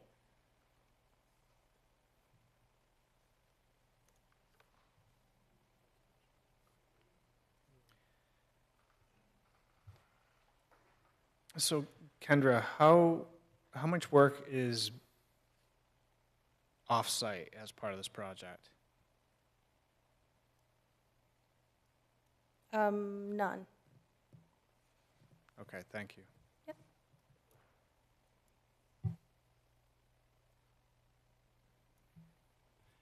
Mr. Chair, if it's appropriate,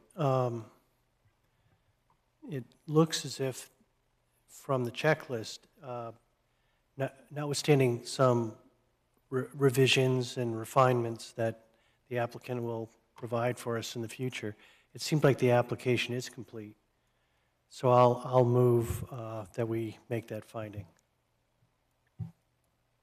Was that a formal motion? Thank you, Jim.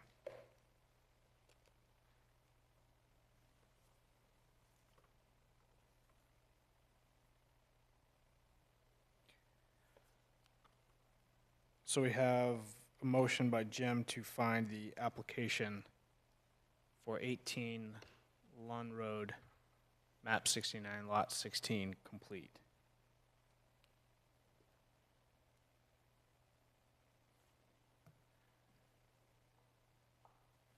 Is there a second? Okay. For discussion, I mean, are we okay with the later submission of interior landscaping and more details? I mean, they did provide a landscaping plan. Well, and that's exactly what I was thinking, Jeff. I mean, it may not be the landscaping plan we want eventually, but I think they've provided one. And they're not asking for any waivers. So I think we have the opportunity with their future submissions to, review that internal landscaping in more detail. I don't think we're, by finding the application complete, I don't think we're eliminating our ability to, ask for more landscaping later. Thank you, Jim. So just kind of looking through the checklist, though, the only thing that was kind of, I guess it doesn't matter. I didn't know if there was concern about possible contamination from the previous use. And, we're not going to do a hydrological assessment because it's public sewer and water. There's been a Phase 1 and Phase 2 ESA completed for the property, which we provided to the city after the application was submitted originally. I didn't see that I received that. I know that so staff met on site to look at the condition of the existing site and to try to look at the private pump station. And we had that discussion, but I don't recall ever seeing a submission for that. I believe I meant to include that with the response packet, so I'll get that over to you, the Great. results of that. There was no contamination found on site.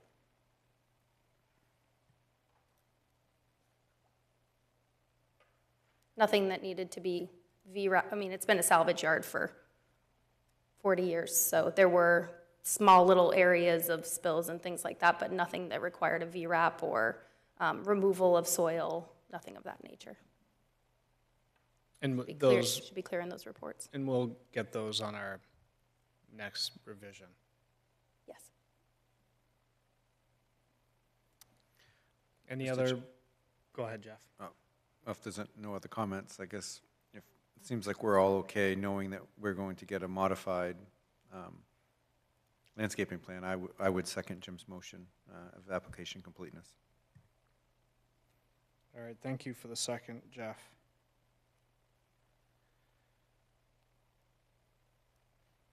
So motion made and second to find the application for 18 Lund Road, map 69, lot 16, complete. Any additional discussion?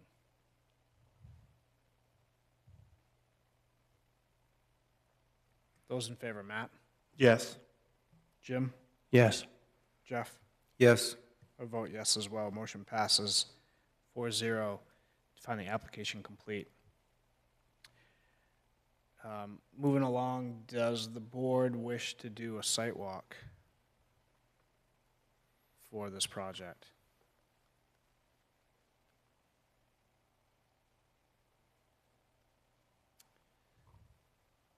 I mean, I could see the benefit of a site walk, although it's been a developed site for years. And aside from seeing the site with all the intended improvements, particularly regarding maybe where the location of the carports are, I don't know if it would be very helpful, but I'll attend. Yes, my thought would be, I kind of agree, it's a developed site. We all have a pretty good concept of what it is. We're not talking about a whole lot of buffering changes, possibly add additional.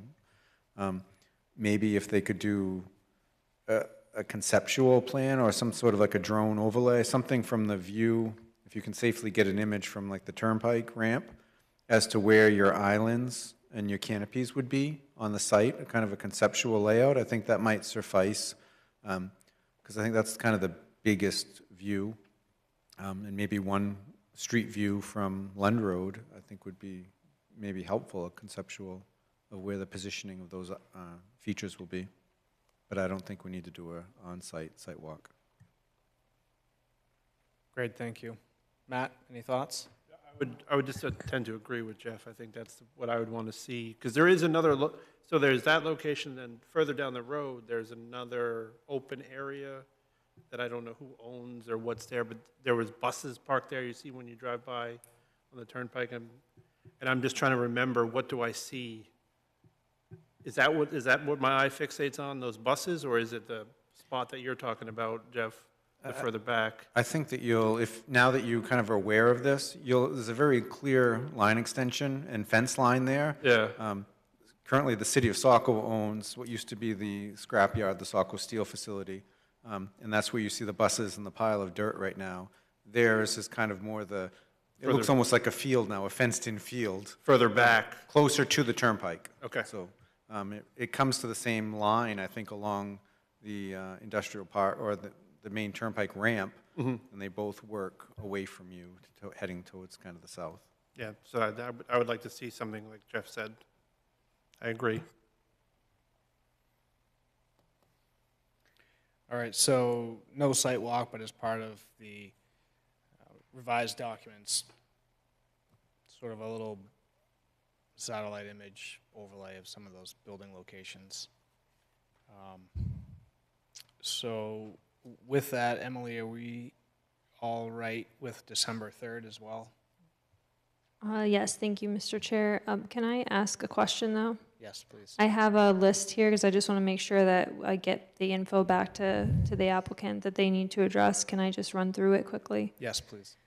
So I have response to landscaping and internal islands for landscaping, question on volume of car storage. Board members asked for clear information to be submitted on the volume of cars that can be stored and where they are planned to be stored on the site. Question of financial capacity standards and DEP site location application standards. You're looking for updated information that responds to the site location development standards. The ESA phases 1 and 2 documentation, copies of that, and then a conceptual review of the turnpike ramp as to where the islands and canopies will be on the site, and a street view from Lund Road would be helpful. Do I have everything? Yes. Thank you.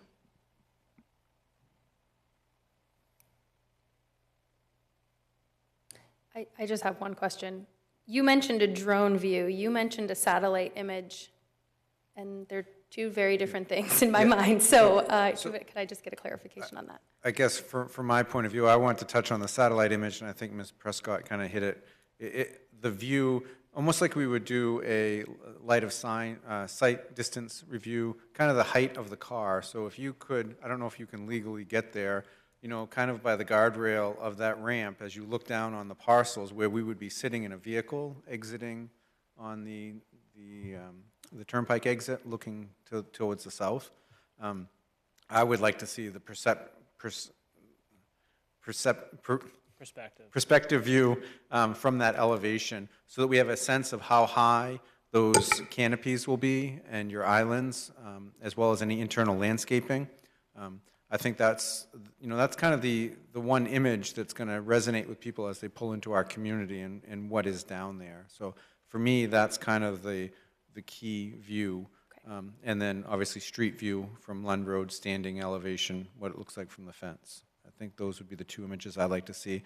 Our satellite view is basically the site plan. We're seeing that almost already. So thank you. Thank you. Thank you, Jeff. Mr. Chair, do you need a motion to schedule a public hearing for December 3rd? Yes, sir. I'll move to schedule a public hearing for December 3rd for 18 Second. Lund Road. Second. Thank you for the motion, Jim, and the second, Matt. Any discussion on the motion to schedule a public hearing for this item on December 3rd, 2024? Those in favor, Matt? Yes. Jim? Yes. Jeff? Yes. I vote yes as well. Motion passes 4-0. Thank you very much. Great, thank you.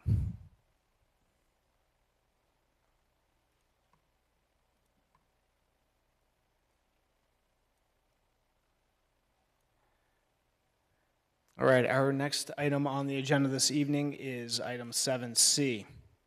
This is 992 Portland Road, map 63, lot 4. This is a continued application review for a site plan application for a 10 tradesperson garage unit with associated site improvements, and this is within the Portland Road zoning district.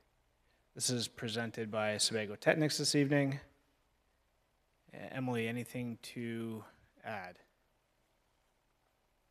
We received some comment responses on Friday. So what we did was Shannon put together the draft findings of fact and conditions that she could provide to you to respond to the request to provide those. We did not get any new peer reviews. The board had discussed with the applicant breaking up of the walls of the proposed building.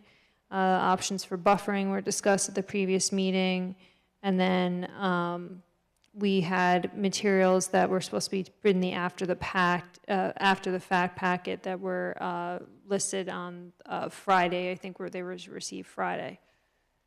Is that what you have there? Okay. So I think Matt will be showing those to you this evening, and we'll be sure that they get in the future packet materials for you. Great, Thank you. Board members, any questions for Emily at this time? All right, and with us we have the applicant. You want to give us a little brief update? Sure.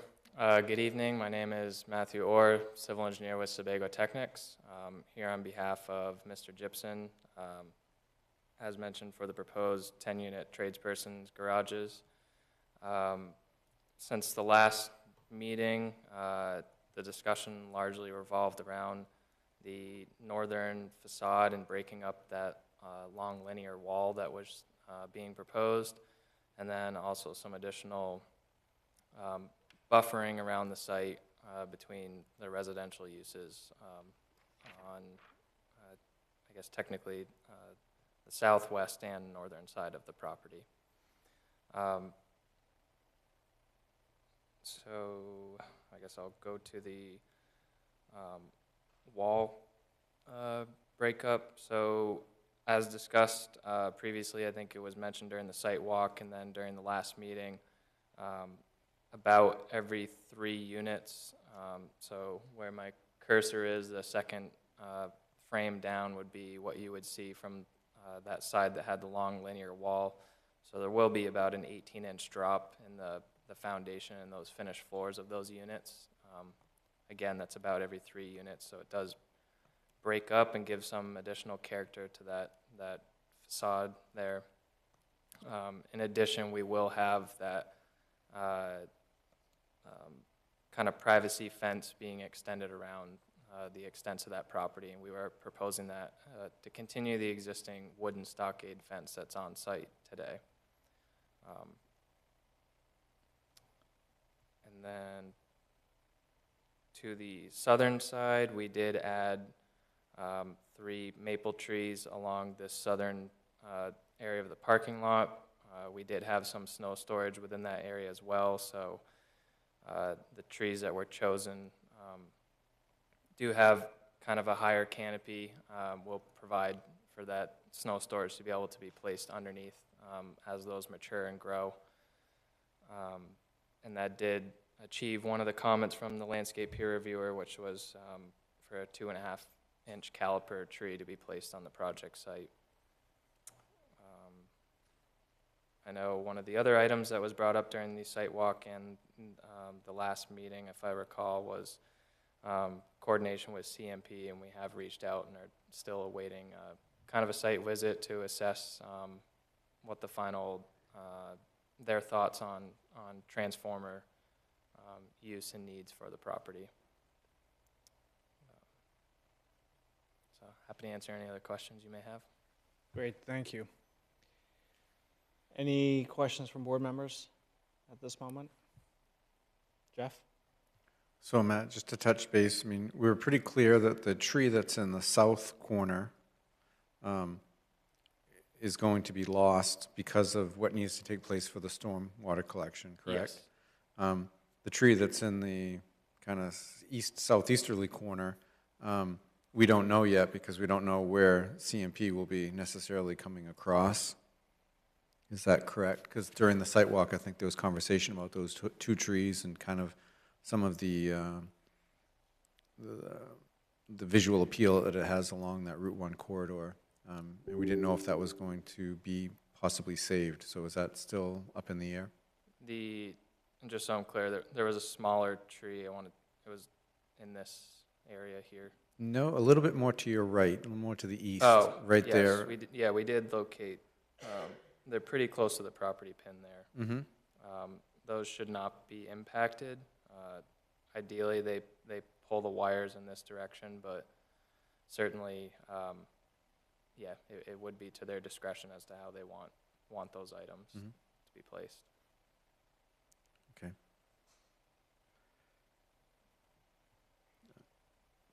That's all I had, other than it'd be nice if we can try to get all the information in the packet on to the office on time. It would be really appreciated, because I don't like trying to, quickly in, a minute and a half in the meeting, look over the plan. I'm glad that you did make some changes architecturally, the steps in the building.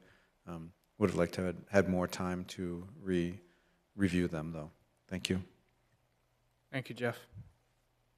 Any other board member thoughts? Jim?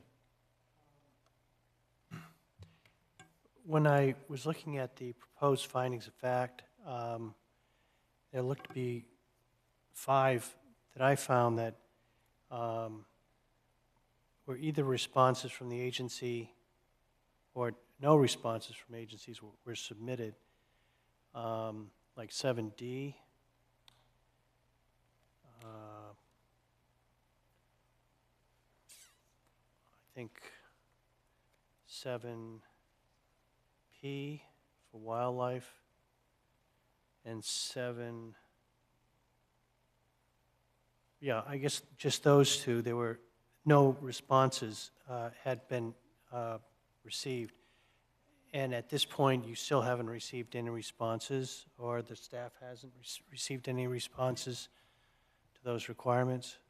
Is that a fair statement? Yeah, I'll look back into our records, but I don't believe we have received the responses on those items. Now, with respect to 7D,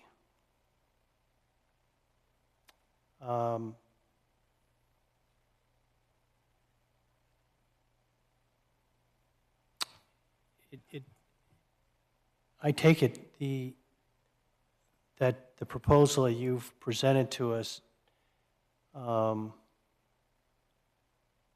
shows that the site's natural features are being protected as much as possible, and you're preserving the landscape. You're not changing the landscaping in any way. If anything, you're adapting your buildings to the landscape. Correct. And you're really not making any grade changes to the parcel as you're trying, I mean, no major grade changes other than digging foundations and so forth. Correct. And the stormwater feature towards the front, but yes. And as far as landscaping, 7G, you've discussed the fencing and other buffering on the side to try to protect the neighboring properties as much as possible.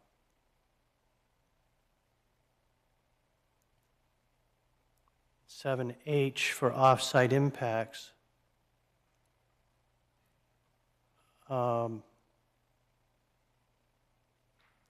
Maybe you could just, in a sentence, tell us how the proposal that you have in front of us is dealing with off-site impacts. I mean, it seems to me it is, but maybe you could just, in a sentence, just tell us how you feel this proposal is meeting that off-site impact requirement, without putting you on the spot. I mean, 2 sentences could work too. I mean, I'm not trying to tie you down to one. I mean, I think largely what that's getting to, you know, noise, vibrations, fumes, odors, dust, other causes. This is intended to be more of a storage space for smaller, you know, contractors or tradespeople, and that they will store materials in these more or less locker units, if you would like to call it that, and they leave the premise during the day, go to job sites, whether it's smaller residential homes or smaller commercial developments, return in the evening to you know, lock away any sort of major tools and items. But there's certainly, you know, no heavy operations here of machinery or equipment or anything of the like. No automotive repairs, none of that to be taking place within, you know, the actual units. Thank you, Matt. And just 2 more, I won't. On 7P, for wildlife, scenery, unique and critical areas, I mean, I know this is right in the middle of a busy stretch in Route 1, and it's completely developed all around this property, but I take it you feel that this proposal won't have an adverse impact on wildlife or the scenic vista in the area simply because it's so densely constructed with housing and other facilities all around this piece of property? Yes, yeah, and the existing site where the parking and buildings being located is a largely maintained lawnscape right now, yard space, so it's not full of you know, significant trees or any sort of shrubbery that would house any wildlife. And then finally, with the audio-visual buffer, I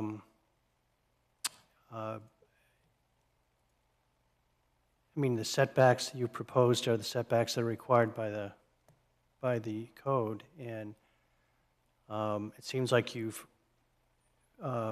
tried to have most of the facility focused inward, so it's not going to be offensive to those neighbors, and hopefully that'll cut down on the noise as well. Do you have anything else you could tell us about that to show how you're meeting that standard? Sure, I guess just to expand on that, again, kind of that visual audio buffer, although limited, we will be providing a wooden stockade fence or extending it along the northern and western property lines where those closest to butters are. So certainly, you know, won't stop every single noise that happens, but will provide a little bit of a visual screening for any vehicles that might be entering in. That, as you pointed out, the front of the building won't be blocking itself. You know, we're not providing access. There's no doorways. There's no storage or anything of the like around the outside of the back of the building, so it's not really anticipated to have a lot of movement in those areas. Just yard maintenance mostly. Thank you. That's really helpful. That's great. Thank you, Jim.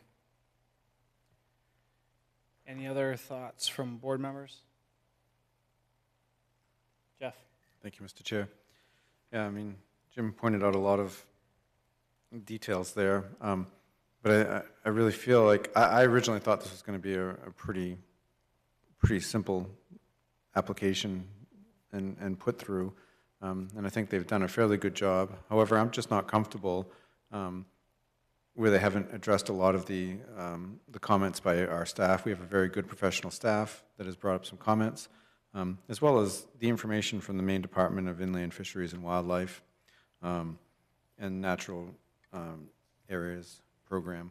I think it's, you know, yes, I agree, it's pretty cut and dry in the sense that it was a former kind of like farmland, lawn area, but that's on the applicant's burden to make those phone calls, hound them, say, hey, I need this letter, should be a quick review, you know, just give me the letter that it's not compliant, so they have fulfilled the submission requirement. They haven't been able to do that, and at this point I think it would be premature for us to approve without that. It doesn't create a level playing field for all the applicants that come before us. You know, our city staff has taken their time to review it. The city engineer does very thorough memos. And when they write those comments, when they have concerns about buffering, we pay, you know, I think we have a very detailed landscape review, peer review. She has great reports, but it hasn't been implemented or any suggestions brought forth. And then to have the final or the latest plan just as a late submission, I'm just not comfortable with that. And I think that I need to draw a line in saying that I'm not ready to move forward until the material is provided on time so that it's in our packets so that we can have review and it's fair to all the other applicants that they met the criteria and they got these agencies that we rely on to give their report or their quote-unquote stamp of approval for their respective fields. So at this point, I would think that we'd have to basically table until we get those documents, and hopefully they're received prior to publication of the packet so we can all review them at the next meeting. Thank you. Thank you, Jeff. Any other board member thoughts?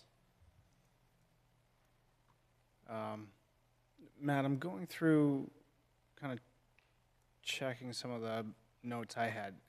Do we have the mechanical systems for the units? Are they heated, or are they just like electric wall hung units, or just Yes, something simple like that? No outdoor units, right? Correct. There'll be Okay. wall hung units. All right, that's what I thought. I couldn't read my own notes.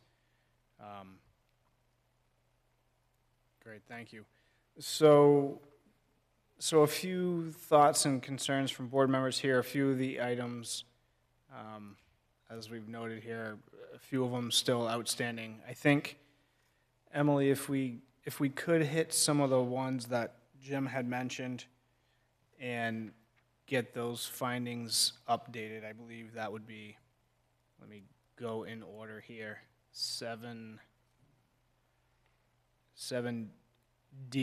that's one we have agency letter we're looking for still.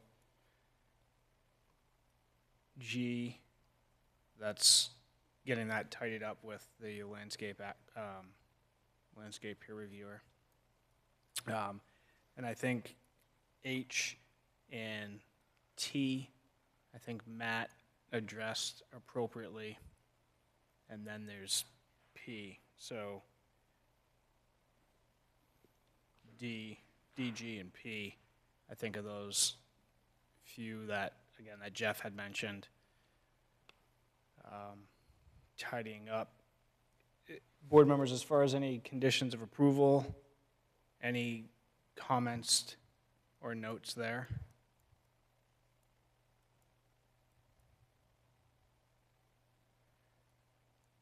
I think at this time, I didn't have any to add myself.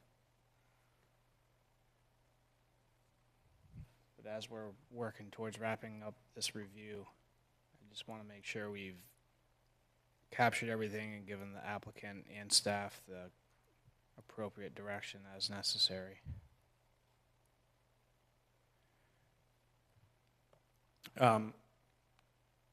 Architecturally, those steps help.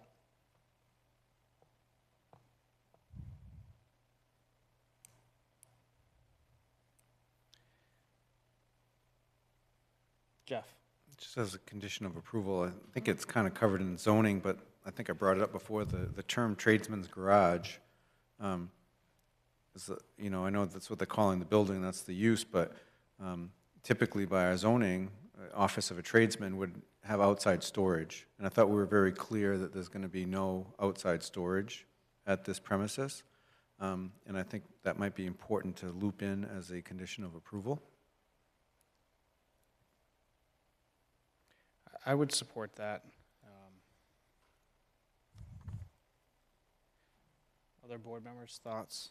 No, I agree.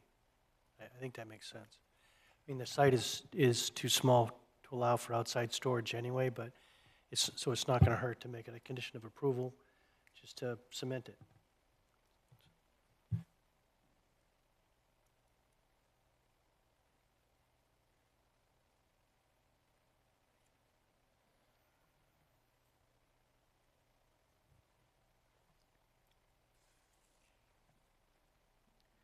All right, Emily, do you have any questions on board direction or questions or final thoughts? No, thank you.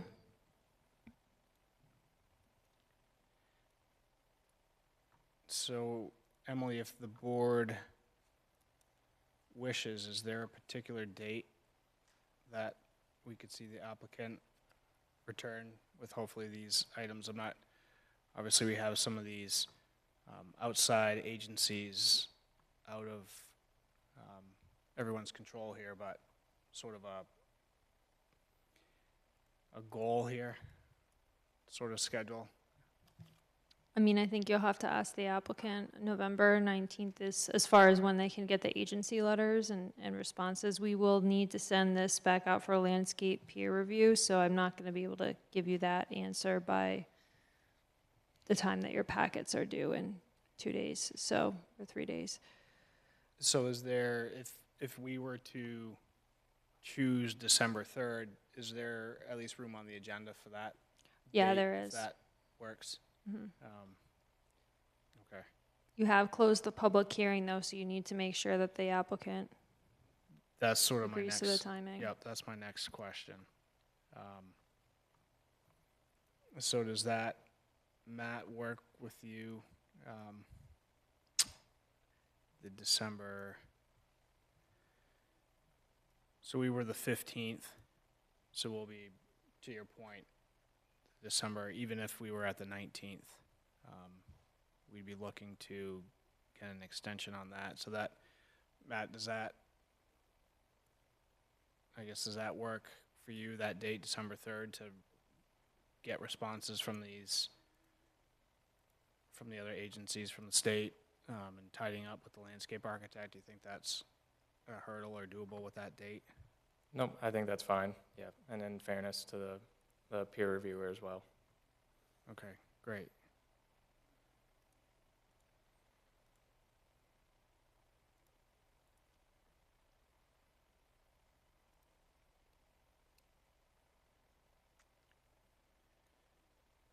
So with that, board members, if there are no additional comments, perhaps a motion is appropriate at this time.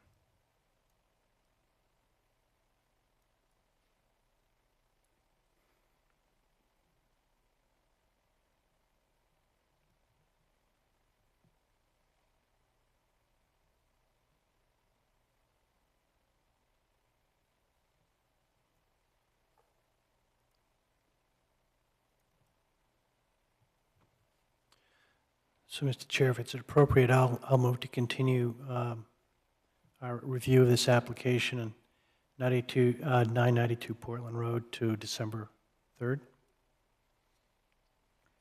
Thank you for the motion, Jim. Second. Second by Matt. Any additional discussion on the motion to continue application review for 992 Portland Road, map 63, lot 4, to December 3rd? Those in favor, Matt? Yes. Jim? Yes. Jeff? Yes. I vote yes as well. Motion passes 4-0.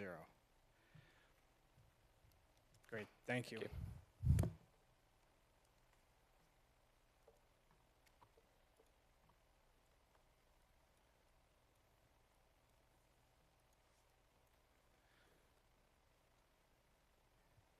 Mr. Chair, if I may, since I'm holding this side of the room and Joyce isn't here, could we take a 5-minute recess? Sure, we'll take a 5-minute recess. Thank you.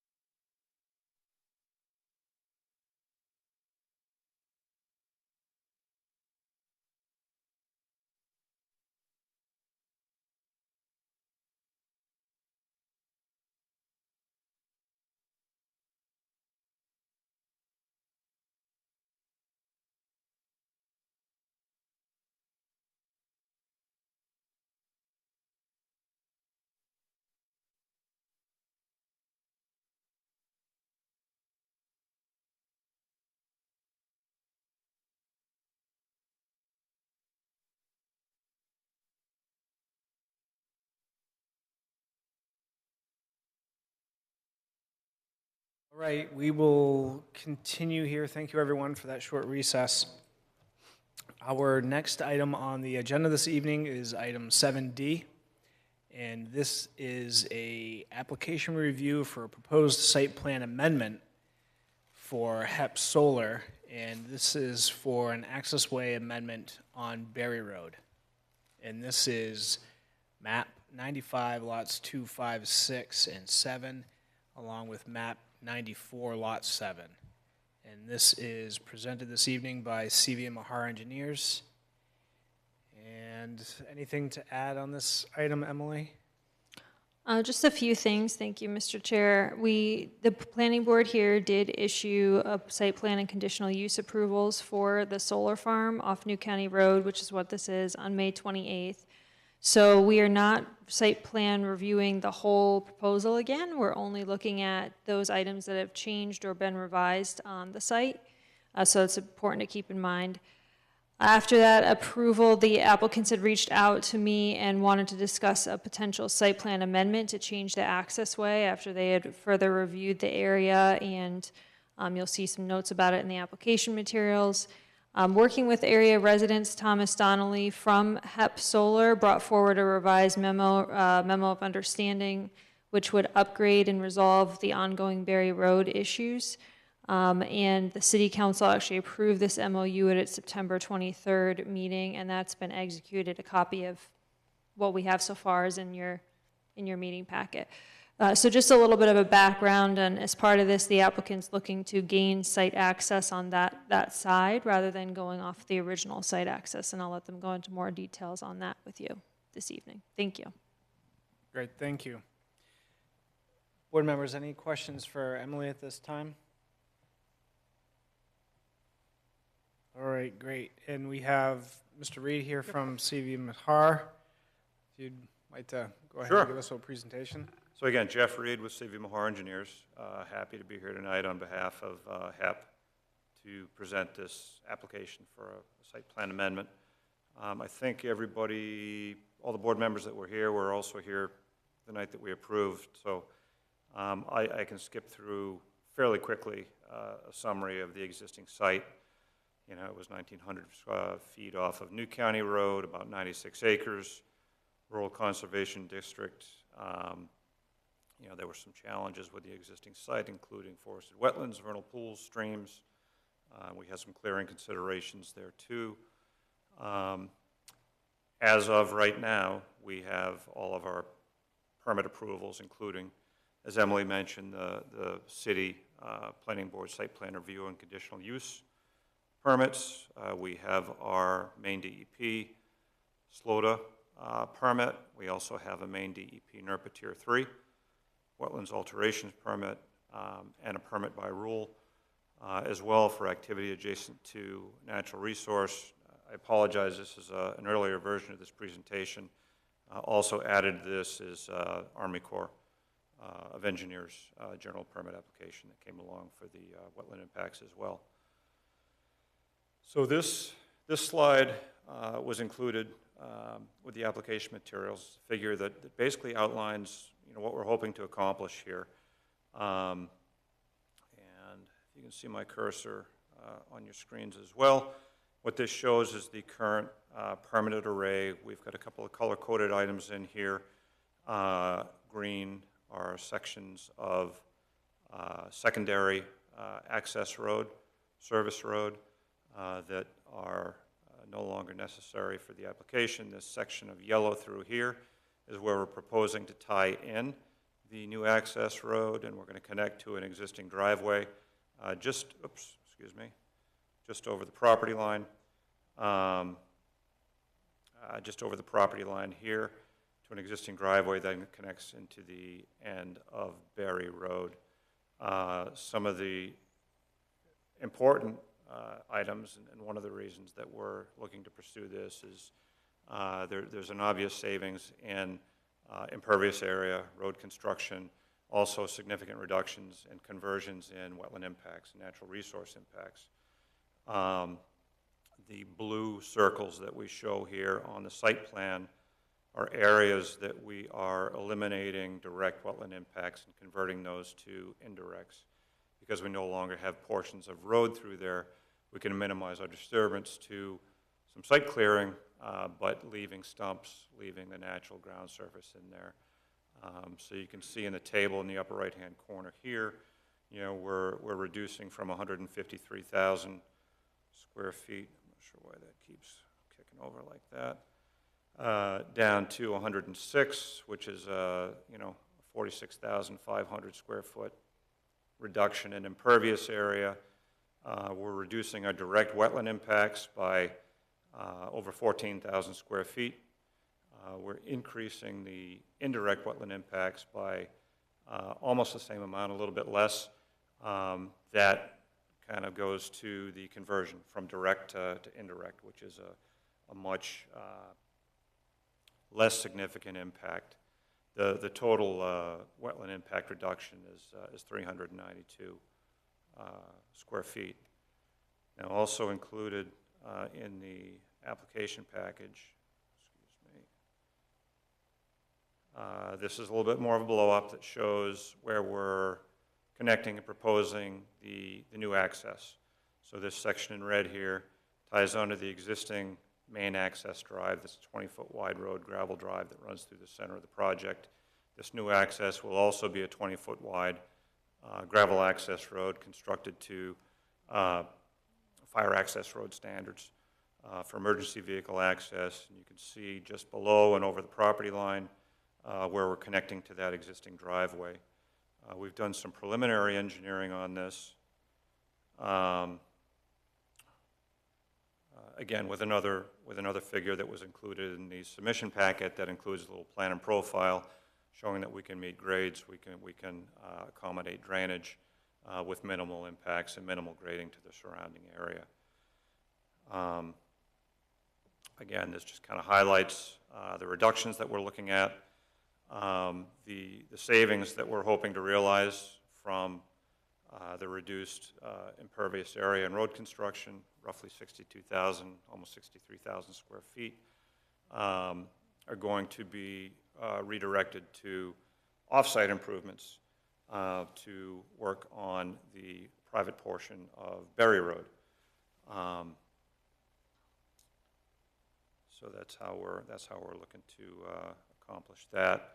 And again, back to my previous apology, I'm working off of an older file. I did mean to have another slide here which outlined the improvements that we were looking to make on Berry Road, including road upgrades that were consistent with the Acorn Acres subdivision plan that was approved back in 2021. It would be widening the travelway to two-way, 24-foot wide, 3-foot gravel shoulders, which were all town standards. There would be stormwater improvements, including cross-culvert upgrades, as well as roadside ditching to improve drainage in that area, which has historically been a problem. And then we're also looking to install a hammerhead at the end of the road, which would provide adequate turnaround for school buses, emergency vehicles, that sort of thing, which is missing right now. So those are some of the improvements that we would be looking to make as part of this alternate entrance. I would like to clarify, too, that we're not looking to abandon the former entrance altogether. We are still planning to use it through the project. We're planning on materials, including sands, gravels, road bases, that sort of thing, coming in through the pit entrance. This was a very good, very recent, very convenient secondary access that we'll be able to use for smaller vehicles, as well as a shorter entrance that we can maintain for future maintenance after construction is done. So there were several advantages to us wanting to include this with the project, and as you're aware, it's a significant enough change that we would need to amend the site plan, which is why we're in front of you tonight. Our hope, and it's a little bit different being an amendment as far as checklists and completeness. We've provided what we hope will be enough for you to determine the amendment application complete. We included the application forms, the fees, some of these sketches, and the preliminary engineering to outline that, as well as DEP minor revision application, which we have had discussions with DEP and city staff. And for the SLOTA and the stormwater piece, the city will be able to review that minor revision under their delegated review authority. We will ultimately need to go back to DEP for NERPA to adjust the wetlands, but where we're reducing. And again, after discussions with the DEP project manager, he did not indicate there would be any issues there. So that's what we're hoping to do, and ultimately, I know that we're scheduled for public hearing next week, and we're hoping for a conditional approval ultimately for this amendment, so that we can work through the details of some of the engineering with city staff. I think the purpose tonight is to try to establish completeness and make sure that the board has the information that they need so that we can move on to a public hearing process. And if you have questions, if you have comments, if you would like to see additional information, then I'd love to hear your comments. Great, thank you. Board members, any questions or comments for the applicant right now?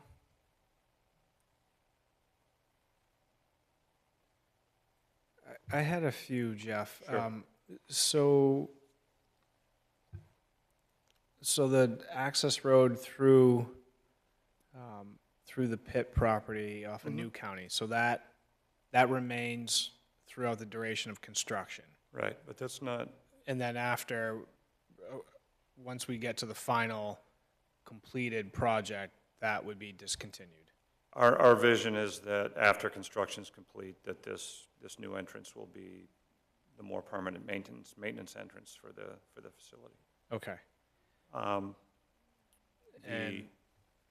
Oops. No, please, just Sure. introduce yourself. Tom Donnelly, HEP Energy. The objective is that all the sand and gravel, heavy materials, the activities that Mr. Picard will be doing, tree removal, stump removal, all that type of stuff, that will go on through the gravel pit. Simply those items which are within his purview, within what he does every day, his working operation. This new entrance point will be for workers, trailers, etc., during the working time, and then would become the maintenance. So our objective is that the funding to build a road that would accommodate a tractor trailer, for example, during the construction period, we are redirecting those funds to upgrade Berry Road, which gives a purposeful investment rather than something that's doesn't bring any value at the end of the day, really. You know what I mean? It's just internal. It's a very nice internal, road system inside a gravel pit, but nobody's going to go to use it. And as we looked at this, and if you recall, Mr. Brochu, we spoke during the sidewalk, and I said, I assure you this will improve and change, and the amount of impacts will reduce because of the technology moving forward, which was a big driver in this. So the big driver of that quality of the solar panel, the advancements, we don't need all those roads as we originally had. We started looking at things in a more holistic viewpoint, and then this is how we got to this area here. So during the construction period, whatever Mr. Picard produces on his site that he would do normally, he would just bring in and out from there. And we would during the construction time, we'd be using Berry Road as our principal point of access.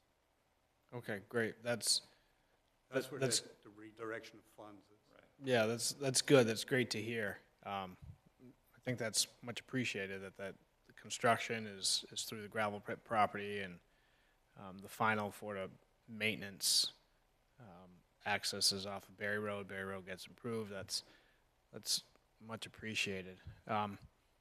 The only other question I had, Jeff, was the 520 modules to be relocated. Is that, do those have a permanent home yet, or is that yet to be determined? That'll be determined, but that's going to tie into some of the efficiencies that Tom had mentioned on the panels, because we actually think we're going to be able to, the power production from the individual panels, I think, since we started this project is probably gone up, what, 50% at least? Yeah. So there's... So there may be an opportunity to actually reduce the number of panels producing the same amount of power. Sure. We haven't completed those calculations yet, but we Sure. think we're going to be able to absorb those within the footprint as it stands. We're not looking to expand any cleared area. We're not looking to expand any array footprint, any fence line. At this point, we're not looking to reduce them either, but we're looking to just kind of take the space that we have and the space that we have permitted and use it more efficiently. Okay. Understood. Board members, Jim? Thank you, Mr. Chair. I mean, my inclination is to conclude that the application is complete, but there's one question I had. I looked at that memorandum of understanding that the city council and you folks created, and it made a great deal of sense, and it looks like a quarter mile of Berry Road's going to be turned from private gravel roadway into a public road, which is really pretty helpful. I noticed also, and perhaps this didn't need to be included in our packet, but there was an Exhibit B that had a lot of the names of homeowners, I guess, that live along Berry Road. And I didn't see any reference to Exhibit B in the memorandum of understanding, but I'm assuming it has to do with, since you're going from a 49.5-foot road to a 50-foot road, you need to get 6 inches from each property owner on either side of the road, right?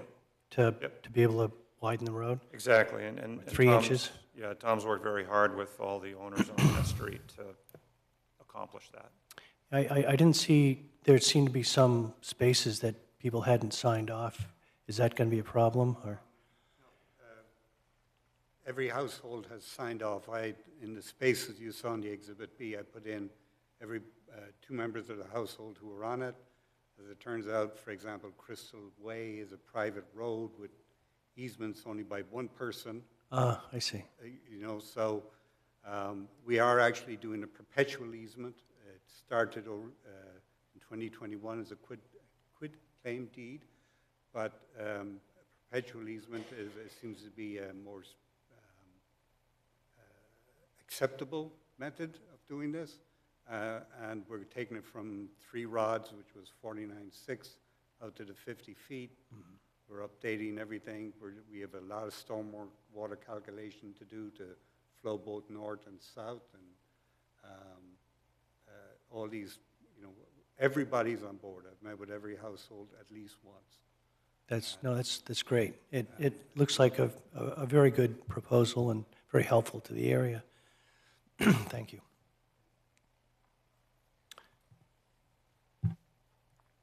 Any other thoughts from board members? Jeff? Thank you, Mr. Chair.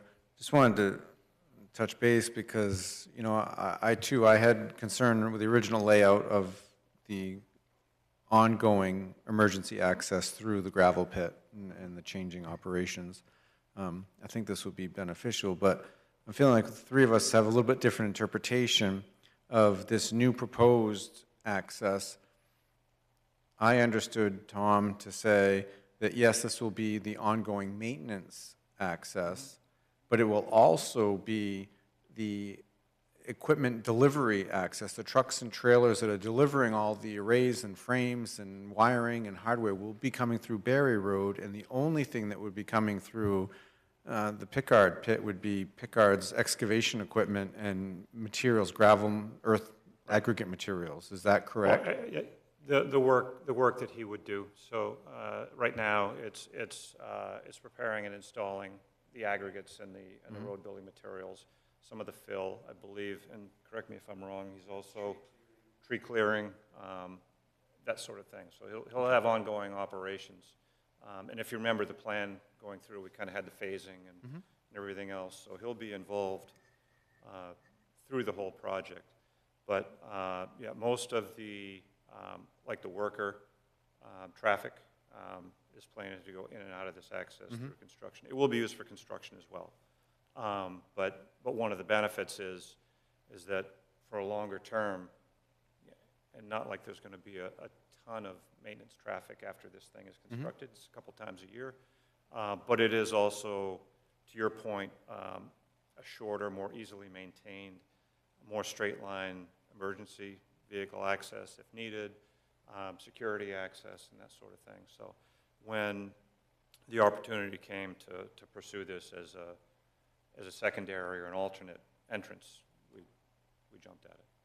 No, absolutely. And I guess, you know, I think it sounds like it's a very beneficial thing for our community to get these road improvements to, and hopefully that, you know, our planner can kind of bring me up to speed. I kind of feel like the end of this Berry Road has kind of been one of those private roads that seems like it's been a little difficult for the community. So I haven't understood 100%. There's a mutual agreement with the city. If it's definitely going to be offered up for city acceptance at that point, and if that's very clear and it's all part of the plan because you guys are doing the improvements, that's great. I just want to make sure that all of the residents are aware that they would be the truck access for construction, and it might be a very small price to pay, but as long as everyone's in support of that, I think it could be a win-win for our community, and they're showing commitment. And we've been speaking with them. I mean, I've made it very clear that you're going to have a busy year. That's coming. After that, we'll be quieter than most graveyards. You know, just a couple of times a year, in and out. They know that, you know, the volume of trucks is going to be involved, but if you look at it, it's probably going to be, you know, one tractor trailer every 2 days for a matter of 3 to 5 weeks. Is a window, that's all your panels delivered. You're going to have other materials that are coming out, but all the dust, heavy materials, they'll be going through the cart. So I think when we looked at the balance of everything, and I don't know if you've seen any of the photos of the flooding issues and everything else, this is a huge plus for the city, for the residents, and Linda Valentino happens to be here tonight. I mean, she endeavored to do this a number of years ago as well, and it's, I think it's something that can actually work out very well. yeah, so I too tend to lean towards application completeness. I'd like to hear from Ms. Cole-Prescott about the use of the building, of the road, and what the troubles have been. And then also one final thing was, did we get an opinion from our city engineer about the first portion of this road and the possible wear or damage that might take place during construction? And if that is not an issue because it's already at city standards and he feels like there would be no negative impact to that infrastructure, it seems like a very positive win-win. So I'd just like to hear what our planner has to offer. Thank you. Mr. Chair, did you want me to address the question? Yes, please. So Berry Road has been an ongoing item for the city. There are residents who live on essentially a private section of Berry Road. It's about 1,300 feet at least, and over the years, there's been different options to bring forward a memo to update it, update the road, that is, and provide better drainage. There's been drainage issues on the road as well. And there's been several iterations of the memo as far as somebody's got it to a certain point with an agreement, and they've never been able to finish the improvements, start and or finish, depending on the situation. So this is a great solution for the city. The city council has already vetted the actual memo itself. So the applicants have the green light from the city council. They just need to finish the drainage details, the engineering details with Public Works, and then obviously come to you all and make sure they have approval for the access way. It's been very clear and upfront that this will be the access way to the solar farm. So every conversation that I've been a part of, it's been very clear that that was the intention.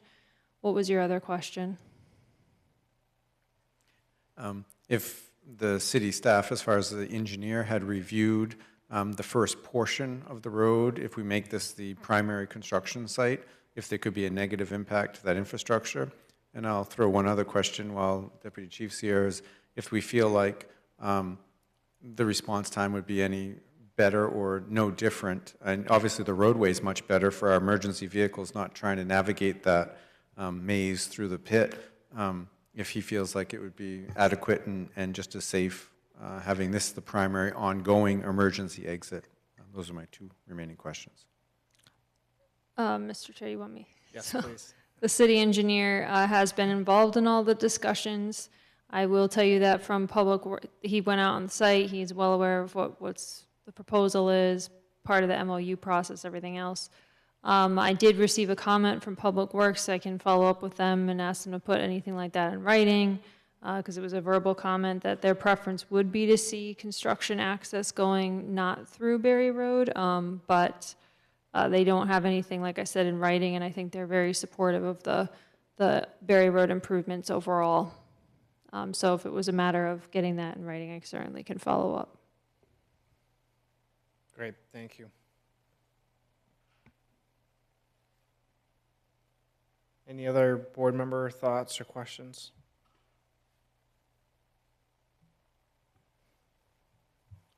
Mr. Chair, I'll move that we find the application complete. Second. Thank you for the motion, Jim, and the second, Jeff. Any additional discussion on the motion? Those in favor, Matt? Yes. Jim? Yes. Jeff? Yes. I will vote yes as well. Motion passes 4-0. And Emily, we have this item currently scheduled for November 19th. That still remains? That's correct. Staff went ahead and scheduled this because there was not a neighborhood meeting component. Great, thank you. All right, we'll Thank see you you very on the much. 19th. See you next week. Thank you. Thanks.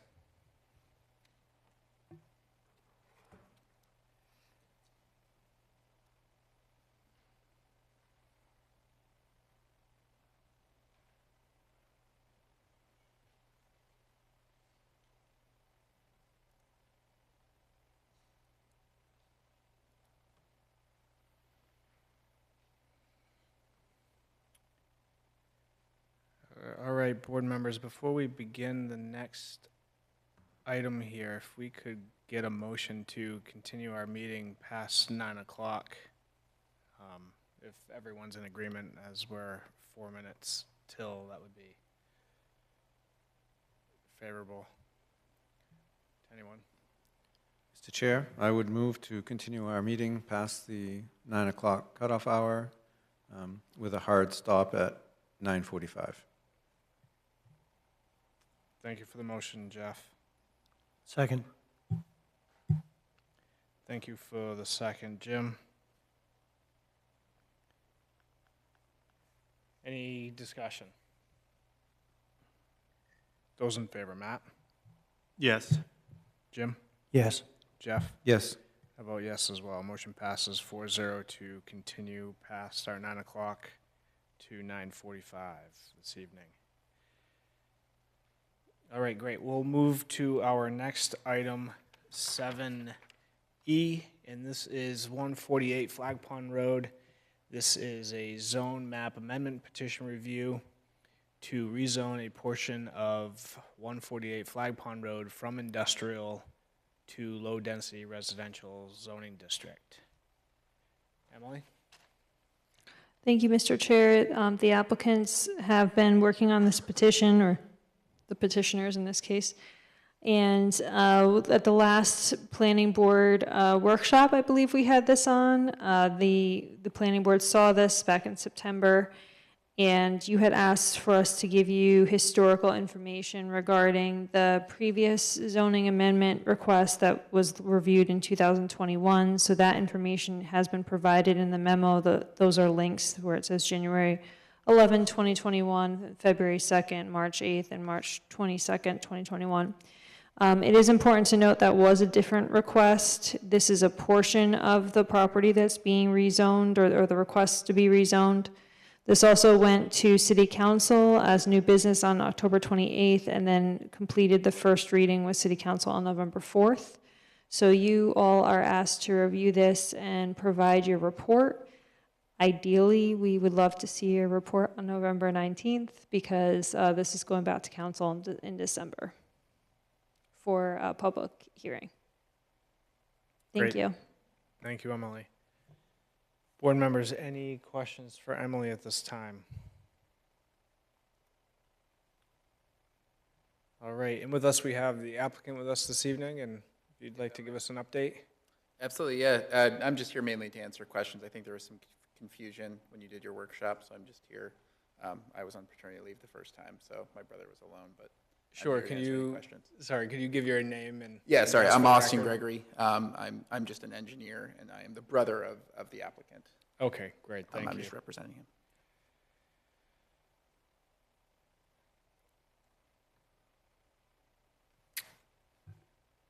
Board members, any questions with this application?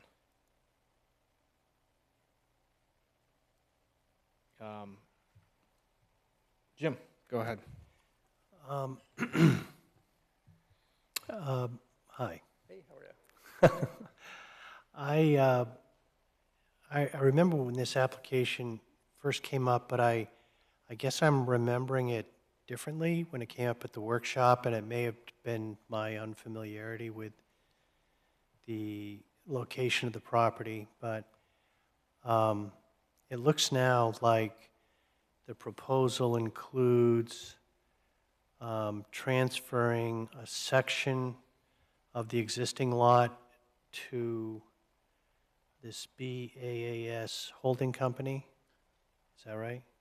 They actually already own that, so we are not proposing any transfer of land. You'll see the access road that is close Yeah. to the overpass. Yeah. Bass Holding Company owned all of this land.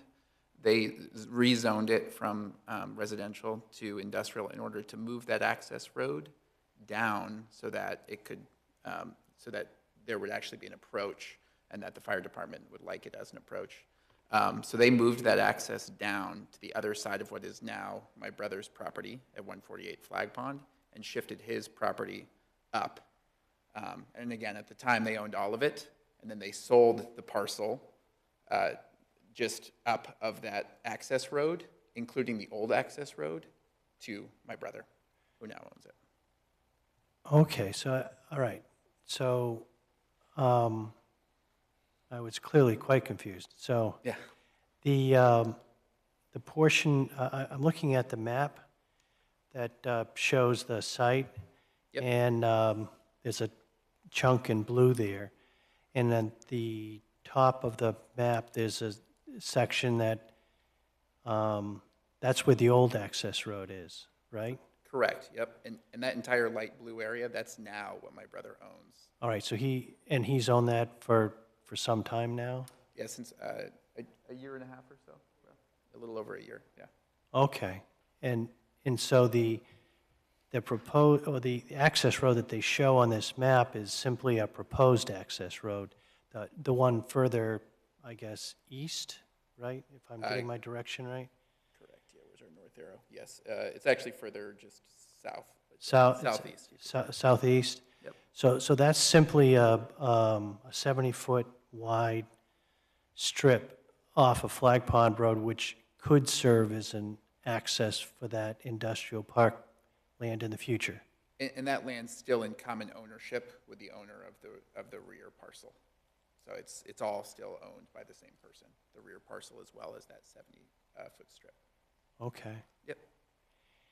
And is my, I'm just looking at that blue section, that lot there that you're proposing, your brother's proposing to divide in half.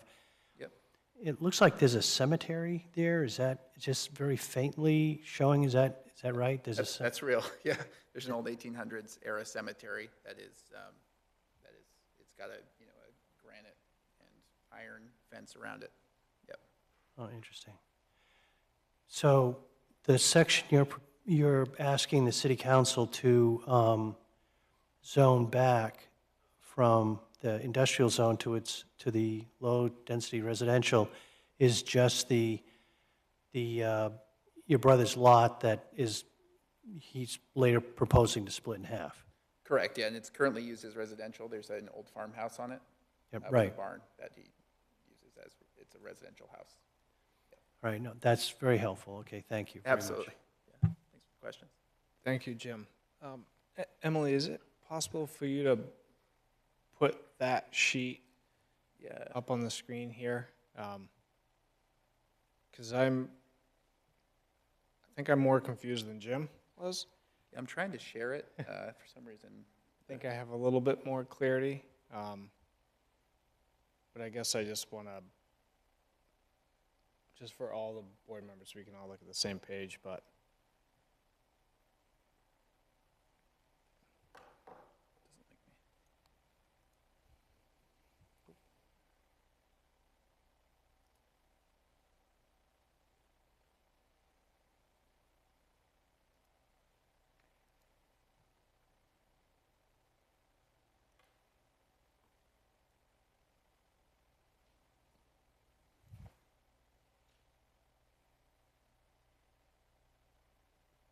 Fantastic, thank you. So perhaps, Emily, you can help as well. So I'm gonna ask a couple questions here for a moment. So it's correct, the area highlighted in blue, that is the current lot that your brother owns. Correct. Yep. Current lot your brother owns. Yep. All of that lot, I guess I'd like clarity as to what, on this, what is the industrial zone? Yeah. Everything. Great Is that- question. Yes. Can I point out the borders too? I can pull up the aerial, which I think will be helpful while the petitioner points out the borders, Mr. Chair. if that- Sure, if that yeah, is useful. anything to help make it more clear. Sure. Yeah, I was just gonna say, thank you. Hello. So basically on this side of this access track, farewell. Tried our best. Well, if you describe it here, so Yeah, just southeast of the access track, that is immediately residential, low-density residential. From here all the way to here, and actually beyond, all the way to the right-of-way, the DOT right-of-way, because this is the highway. Right, that's That's all all industrial. industrial, And- up into this line, which that's all residential. Across the road is all residential. So the request is the area in blue, which is deeded to your brother now, you currently own and have owned for a year or so. Yep. Just the area in blue is the request for the zone change. The area below in that purple crosshatch pattern, that would remain industrial. Yeah, because we do want to leave the industrial access to all of this is all industrial back here, and there's, I think, at least 50 acres back there. You guys might even know better, but there's a lot of acreage of industrial that otherwise doesn't have an access. Okay. And this road here, Emily, is conceptual at this time. This is, Yeah, that's my understanding. I can pull up like I said, the aerial. I was about to do that, but then realized I took away his yeah, no, visual. that's okay. Could you, ready for the aerial?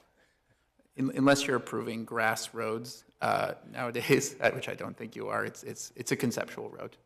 Okay. They haven't done any work other than, you can see it flagged on either side by a surveyor. So as Emily pulls that up, I guess my question is answered. We would have this one property that it looks like you're looking to divide into two, but we have this one piece of residential with the industrial access way splitting it. Correct, yeah. Okay. Yep. And that's all because for sightline access, because of how the Flag Pond Road Bridge goes over the highway, there's no way you can do access any closer to that. It wouldn't be safe for any industrial trucks or anything to go into that. So that had to be moved all the way down. Sure. Okay. My questions for the moment have been answered. Emily's going to pull up another image. Jeff, did you have questions or thoughts? Sure. So if I'm correct in that, still in that light blue image, there's an outline of an existing house that will be on the southeasterly lot, right? Yes, sir. Yep. And then you're having the red line, which will be the subdivision line for the new parcel. Yep. And with the existing cemetery, are you able to fit in the additional new home or proposed home on the northern lot and the septic and stay away from the state law about excavating near the cemetery? Is there enough land to do all that? Yeah, great question. Yeah, those are almost 1 acre lots, so it's 95,000 square feet between Okay. the two.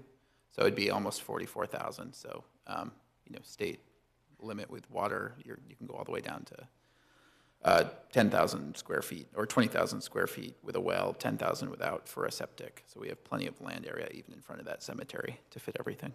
But the bulk of it will be in front, between the road and there. The idea would be, yeah, everything in front. Yep. So therefore, making the sight line for any future use on that industrial road less than, because now there'll be structures blocking, looking towards the turnpike. Well, there's already a large structure and barn southeast of that that would already be blocking the road. So this wouldn't increase that. Yeah, and it would be downhill from the existing house, so it would be even shorter and more tucked away from a sightline perspective. Question?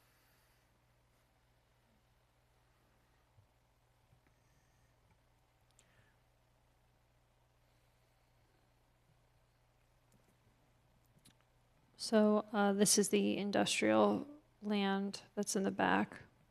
And then this is the parcel that's in question with a portion.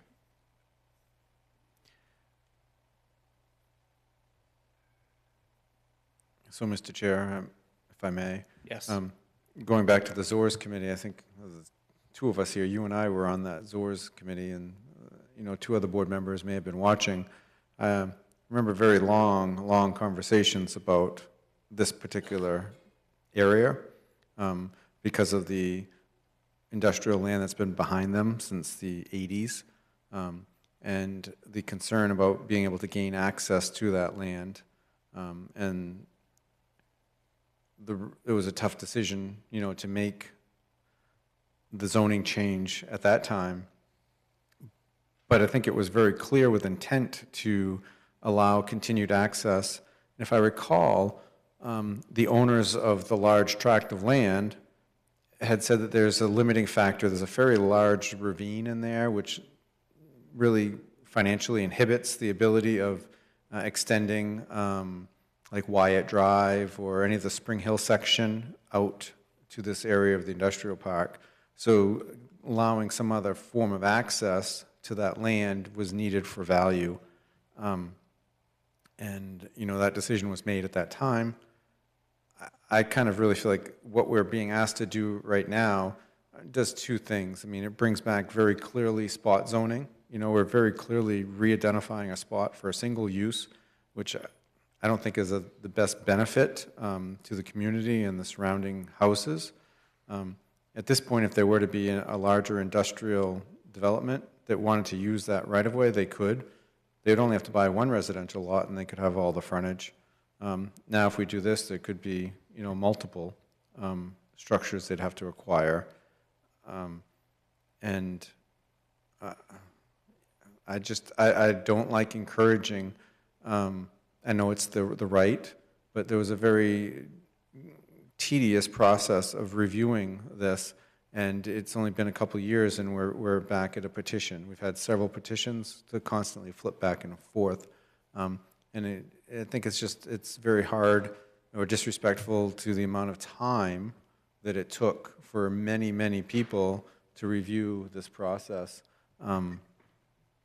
and kind of come up with a decision. And we just want to be careful of our community constantly bickering back and forth over how things should be zoned.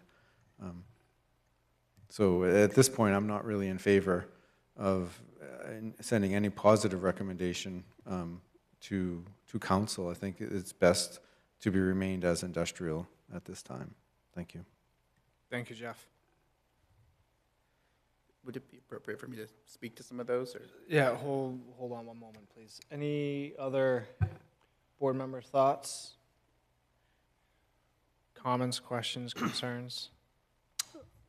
Mr. Chair? Jim, yes. So I've tried to get up to speed on, how those decisions were made earlier to rezone the land, and certainly good access to that industrial park land is critical. And from our last workshop meeting, I certainly understand, and after I drove by the site, saw how the line of sight for that, what I thought was the entrance to the old, that industrial park land, but what's actually now owned by the applicant. It was terrible access anyway, and so it doesn't matter because it's owned by the applicant. And a much better, a 70-foot wide roadway is available to anyone who needs that back land. So what I'm not sure of is why, if that 70-foot right-of-way, for a good access to the industrial park land was needed, why would the city council have also zoned these, this house lot in the industrial zone? It doesn't make any sense to me why they would do that. I mean, certainly they needed access, and now they have access, but I could see, I suppose, some industrial use wanting to have, that extra frontage on Flag Pond Road and maybe buy out this applicant, but I also can't see some massive industrial building right on Flag Pond Road.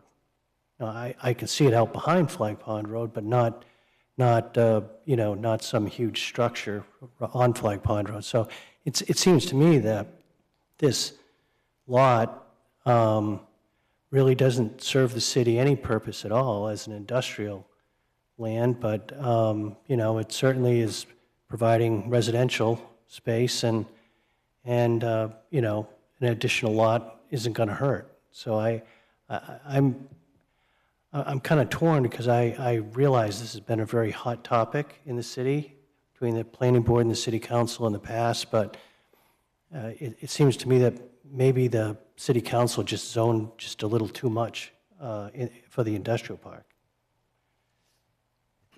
Thank you, Jim. I'd like to touch bases that this wasn't, like, this came before, the zoning revision committee, the ZORS committee, and the problem is that all of those lots that faced Flag Pond Road all the way to the turnpike easement were residential. It was residential, one lot deep, and then instantly their backyards were abutted by industrial zone land. And there was an applicant at the time that was talking about wanting to be able to do something with this land. It had been investment land, and access was an issue. And I believe that they went and purchased this land to allow access to their parcel. The only problem is they couldn't put access across it because it was zoned residential. So we had to then look and say, okay, they want to gain access to their land because the back portion, cost-wise, because of the topography, was too expensive to do. They made the commitment, they bought the front portion. Then there was concern about line of sight, how close to the turnpike it was. And for whatever reason, I think they just they didn't come forward with any other plans. And I think this lot was then sold. So we had what was always residential, that through the ZORS committee, they said, yes, he owns it. It made sense. He owned the back lot. Let's go ahead and that'll be the defining line. Let's make it all industrial. And now what you have is, what we essentially created was then a non-conforming use due to a zoning change, but the owner owned both parcels. Kind of bringing me back to the car dealership, right? Sometimes land changes and we don't think of how it's going to happen. Now it's been sold back, and it's still non-conforming residential use, but you can't really continue to develop on it because it's zoned industrial. And I guess we're doing this kind of ping pong effect back and forth. And that's why I just don't think that's in the best movement or forward movement of the city for our tax base and the ability to access that industrial land. I feel bad for the applicant, but I think, you know, this is now bringing out a very clear spot zone. If we go ahead, okay, let's go ahead and change it. Yes, we get, you know, 3 more housing units. If he cuts them and then puts a back lot building, we got 4 total housing units. They're now kind of impeding what could be access to the industrial park. And I just think it's better to leave it as whatever development needs to take place, they have the frontage that they need, space that they need to create access. Thank you. Thank you, Jeff. Just to add to that, I believe, Emily, correct me if I'm wrong, but I believe during that process, the board made a negative recommendation to make the adjustment to industrial zoning as well. Is that, do you recall that, Emily? I appreciate the compliment, but I wasn't here at that point. I'm going through some of the notes here, and I think the notes here in your report, planning board forwarded a negative recommendation to city council. So at the time, the board didn't find it appropriate to make it industrial. So now it is industrial, and I guess we're tasked with making a determination now whether, now that it is industrial, based on what has occurred, you know, where are we at? I agree with Jeff in the sense of I don't think it's appropriate to have that one piece sitting there by itself, separated, sitting in a land of industrial. That, looking ahead in the future, that seems very problematic with the potential growth in that area, and seems that if there could be many hurdles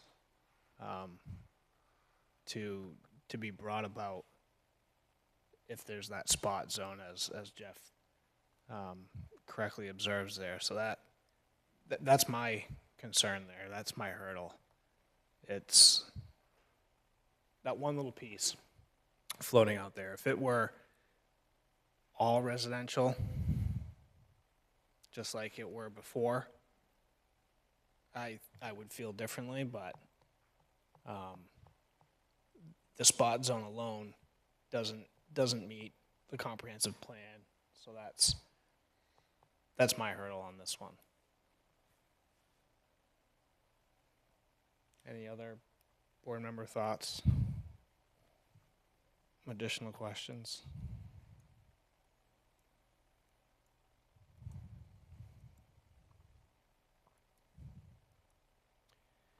So, Emily, you're looking for the board to provide direction on a draft report? Yes, and we have this as a public hearing for your next meeting, so you'll be asked to open your public hearing and then finish up your draft report then. And then I was actually able to find the planning board's report from, which you just asked me about, Mr. Chair, with your recommendation, with this board's recommendation to the city council. Okay, so quickly here, the public hearing is scheduled for the 19th, you're saying? Yes. Okay, correct, all right. So this here is the report that the board submitted to city council on this item.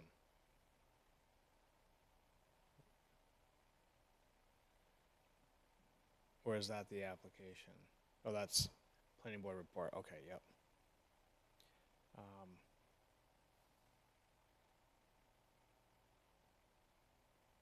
Yeah, so the board voted negative recommendation. So, however, council voted to approve, and thus the zoning change was made. Any questions from board members on a little bit of that history? All right, go ahead. Appreciate you. I just want to make a couple comments. Mr. Brochu, one point is the cemetery. You had asked about space in front for residential. So if you look at the cemetery and you take the industrial setbacks, you actually couldn't fit an industrial building on that lot. So there would be no industrial building on that lot. You could gain the frontage, I agree with that, but the actual lot would then not be built on because of setback requirements in industrial and the fact that you have that cemetery and you wouldn't be able to dig in it. So this lot would be useless as an industrial zone unless the setbacks were to change or someone asked for a variance on setbacks. There's also no access point there per your, like you said, there are sightline distances, which is why they moved this down, that can't be met if you move it up the road at all. So providing that frontage doesn't provide any additional access. You couldn't put an additional drive in there for an industrial zone because it wouldn't be safe. So again, it provides no industrial use. You kept mentioning that we are closing off access to the back lots, but this road south of us is in common ownership with the rear lots and will remain that way. So we are not in any way closing off industrial access to the back lots. I just want to make that clear. There's no closing off of that. The final thing I want to say is spot zoning. Spot zoning, when you put one spot in the middle of another zone, that's totally true. When you're across the road from another zone, this happens all over Saco, and you can look at your zoning map, that's not considered a spot zone, and you can look up the definition. A road, just because there's a road there doesn't mean that that's a solid separation of zone. If that was, and Flag Pond is my example here, that lot that is not necessarily a road yet is industrial. But Flag Pond and across from Flag Pond is also residential. So if we had the setbacks, we could actually, there's a rule in the Saco building ordinance where we can use the next over zone and we can adopt those rules up to 150 feet or something into our zone. It doesn't work for us because of setbacks, but this is as good as in the residential zone. It's only across a road from a residential zone, which makes it combined. It's not a spot zone in any way, shape, or form. It's separated on this side of the road by industrial, but otherwise, if you look at the zoning map, it is surrounded by residential. Finally, if you look across from that 70-foot swath that's southeast of our property, it's all residential. They just built 2 new townhouses directly there, right up on the front setback. I think it's a 30-foot setback there or 25-foot setback. They're right up on the setback, right directly next to that road. So clearly this entire area is being used as residential. The best use is residential. The only use is residential unless Saco were to completely update. So by saying no to this proposal, you're saying, I don't want 3 more housing units. I realize it seems like a small number, but when you need 80,000 in your state, 3 matters. But also this can't be used. So someone can buy it, but there's actually no benefit to having this lot be industrial for anyone who owns it. So I just wanted to say that piece to make it very clear what is actually doable here and why we are trying to achieve this. If it was possible to use this as industrial, we would, but there is no possible use as industrial, not with the cemetery there. So we would have to dig up the cemetery. But anyways, thank you. Thank you. Any other, Jeff? I'd kind of like to respond. I mean, my vision or my thought process would be This isn't going to be a single industrial lot with a building or an industrial building. It's going to be a function of engineering for access.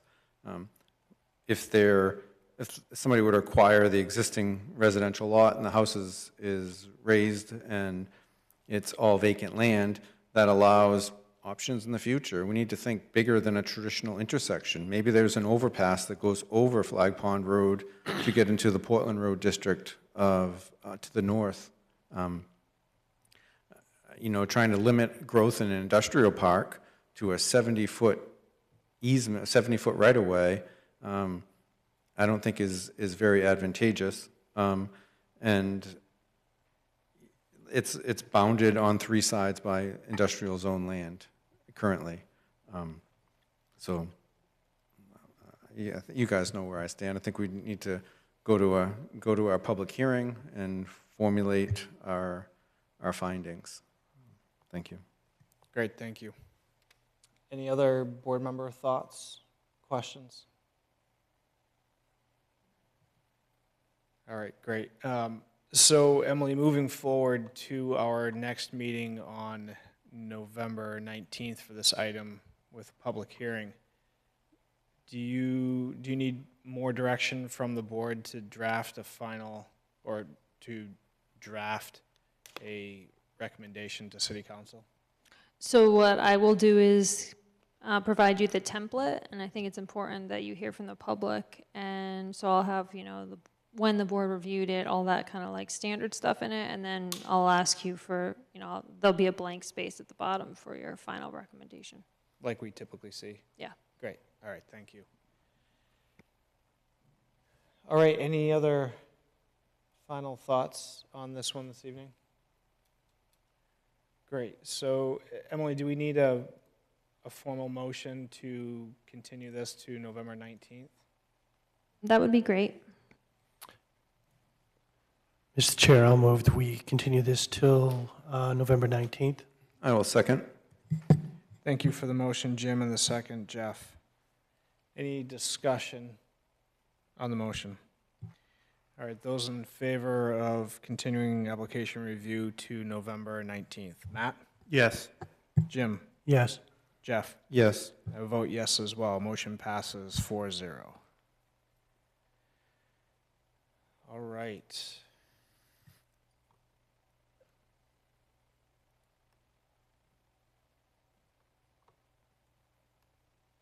All right, so Emily, that concludes our application materials and public hearing items this evening. So we have our next item on the agenda this evening is we have some general correspondence on a project for the Bradley Greens, I believe. Is that correct? We have a few emails here. The subdivision sheet revision, some communications. Anything to add on that general correspondence item? Yes, thank you, Mr. Chair. So this was submitted information. We wanted to make sure the board received it because the request from the applicant was that you receive these materials.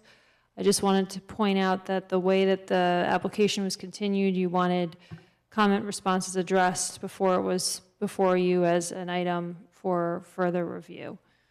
So at this point, we have the information you have in your packet. There's been some reworking of some things on site, but we do need to get the full packet of information in order to address any questions staff has. Thank you. Okay, thank you. Board members, I trust you've had a moment to review these items.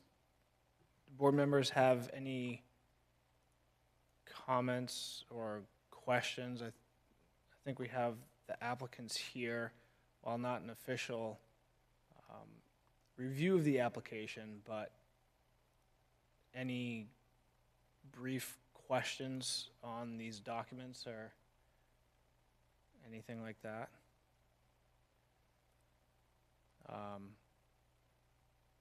I guess I appreciate this updated information. It's good. The applicant's been working on it. Other than continuing to move forward, I don't see any hurdles or issues. I know the applicant's been working with neighbors, and they're shifting direction. Jim? Well, I just, I reviewed all the documents, and Linda Valentino's here, and I'm sure she wants to address us too. I mean, clearly the Willows condo folks were not cooperative with the Bradley Greens folks, and you know, those things happen, but it sure looks like Bradley Greens is prepared to, you know, adjust their plans and make it all work anyway, which is the whole point. So that's all I had to say. But appreciate all the correspondence and the updates. It was very helpful. Thank you. Great, thank you, Jim. Any other thoughts or questions? No?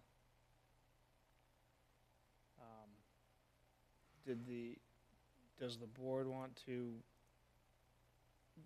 any questions from the applicant briefly, or not to get into it, or any clarity or anything on the documents?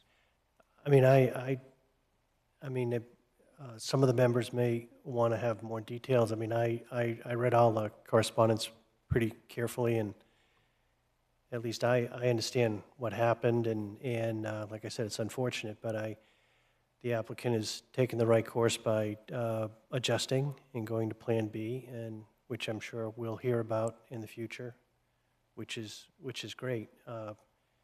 It's I know it's been kind of a longer road for this applicant than they had hoped, but I'm sure they'll get to the finish line.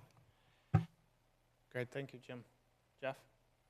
Yeah, so it's, you know, kind of we spoke earlier about how these underground treatment and release systems seem like they're a growing in popularity, and I think visually and aesthetic, you know, they've really enhanced some of these subdivisions.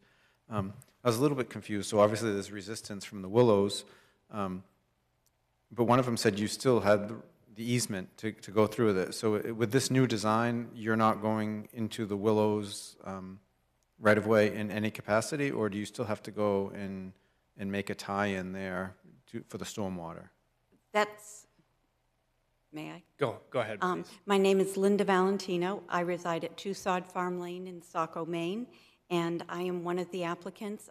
David Arenstan could not be here tonight. He's in Florida, so therefore I'm here. Chris Taylor is here from Sebago Technics also, and what we have decided is to keep it all self-contained on the property we own and not to use the easement. And I would say that the reason we are here and asked to be here tonight is that we were originally scheduled for the October 15th meeting, and at that time, because there were some calls, I guess, into the planning office, we were asked by the planning office to withdraw from the October 15th meeting to see, to kind of give it one last shot with the Willows, which we did, and we set up a meeting. We emailed everybody. We had Chris Taylor at our office, and because we were asked to do that, that's what we wanted to let you know, that we did abide by that, and that's why we withdrew from the October 15th meeting, to kind of give it a shot. As you can see from the correspondence, we've been working at this for months. And the reason that we've decided not to go through the Willows is that they had contacted an attorney, and we all know anybody can bring a suit for anybody for anything, whether they win or they lose, and it could take months or years, and the only people that win are the lawyers, and it's going to be a legal expense for nothing. And we said, why are we going to do this? We live in Saco. We're good people. We're good neighbors. And we don't want to fight. that's it. And it's as simple as that. We just don't want to fight with anybody. We just want to do our project. And if we have to contain it all, it's obviously going to cost us more, but time is money, and we don't want to spend all that time fighting with people that we see at Shaw's every day. And if they don't want it, then fine, we'll just do it. I know Saco wanted us originally to go through that way. It was kind of an easier way, a cleaner way and everything, but it's not worth it to have the public upset about it. And that's the only reason really we're here, mainly because we were pulled from the October 15th meeting and said, give it one more shot. And we just wanted to kind of prove to you that we really tried to do this, and we tried to do what Saco had wanted us to do originally. And with that, Chris Taylor's here, so if you have any questions for him in detail, we just didn't want to come back to you and have something totally different and have you not wonder why did they change the plan. So this is kind of more a courtesy to give you the update before we come back to you with the completed application. Great, and if you have any questions, I'm happy to answer them. If not, Chris Taylor can answer them for you. Great, thank you. Okay, thank you. I don't... Mr. Chair, yes. may I just... Emily. If it's okay, if I can address the board. Yes. I want to be careful that we're not going a slippery slope here on general correspondence. We get things from the public. We don't get into a back and forth. My recommendation to the applicant over the phone was to Chris Taylor was that if he wanted to have a workshop, he should withdraw the application, submit a sketch plan review, and we could do a workshop under the normal process of doing that. As far as the easement and everything and some things that were said, October 15th, my recommendation was that we wouldn't want to waste the board's agenda time because we didn't have the easement clarification that we needed to move forward, and that I recommended that they request a table or look at tabling it. So I just want to be cautious about a slippery slope. The Willows aren't here. This hasn't been presented as something that the Willows condos can respond to either. So I just want to be careful that it's clearly labeled as an agenda item if that's what we're discussing. Yep. Thank you, Emily. Thank you. So we understand this as general correspondence information we've received. Applicant is working on still addressing our items that we've discussed. They've given us information to briefly let us know that the project is still ongoing and that they're working on these items for us. So thank you. All right, and with that, let me get back to my list here. So with that, we'll move to our next item, number 10, planning board comments. Any comments, questions from board members? I'm just going to say I like the flow charts. It's really helpful. I think that's really great that you added that, and thank you.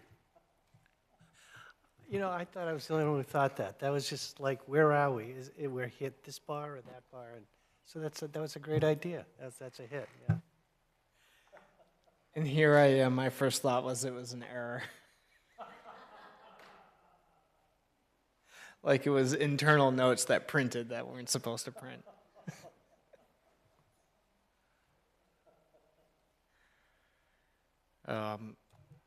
All right, any other board member thoughts or concerns, anything that you'd like to address? All right, great, thank you. And with that, we will move to adjourn at 9:42 p.m. Thank you.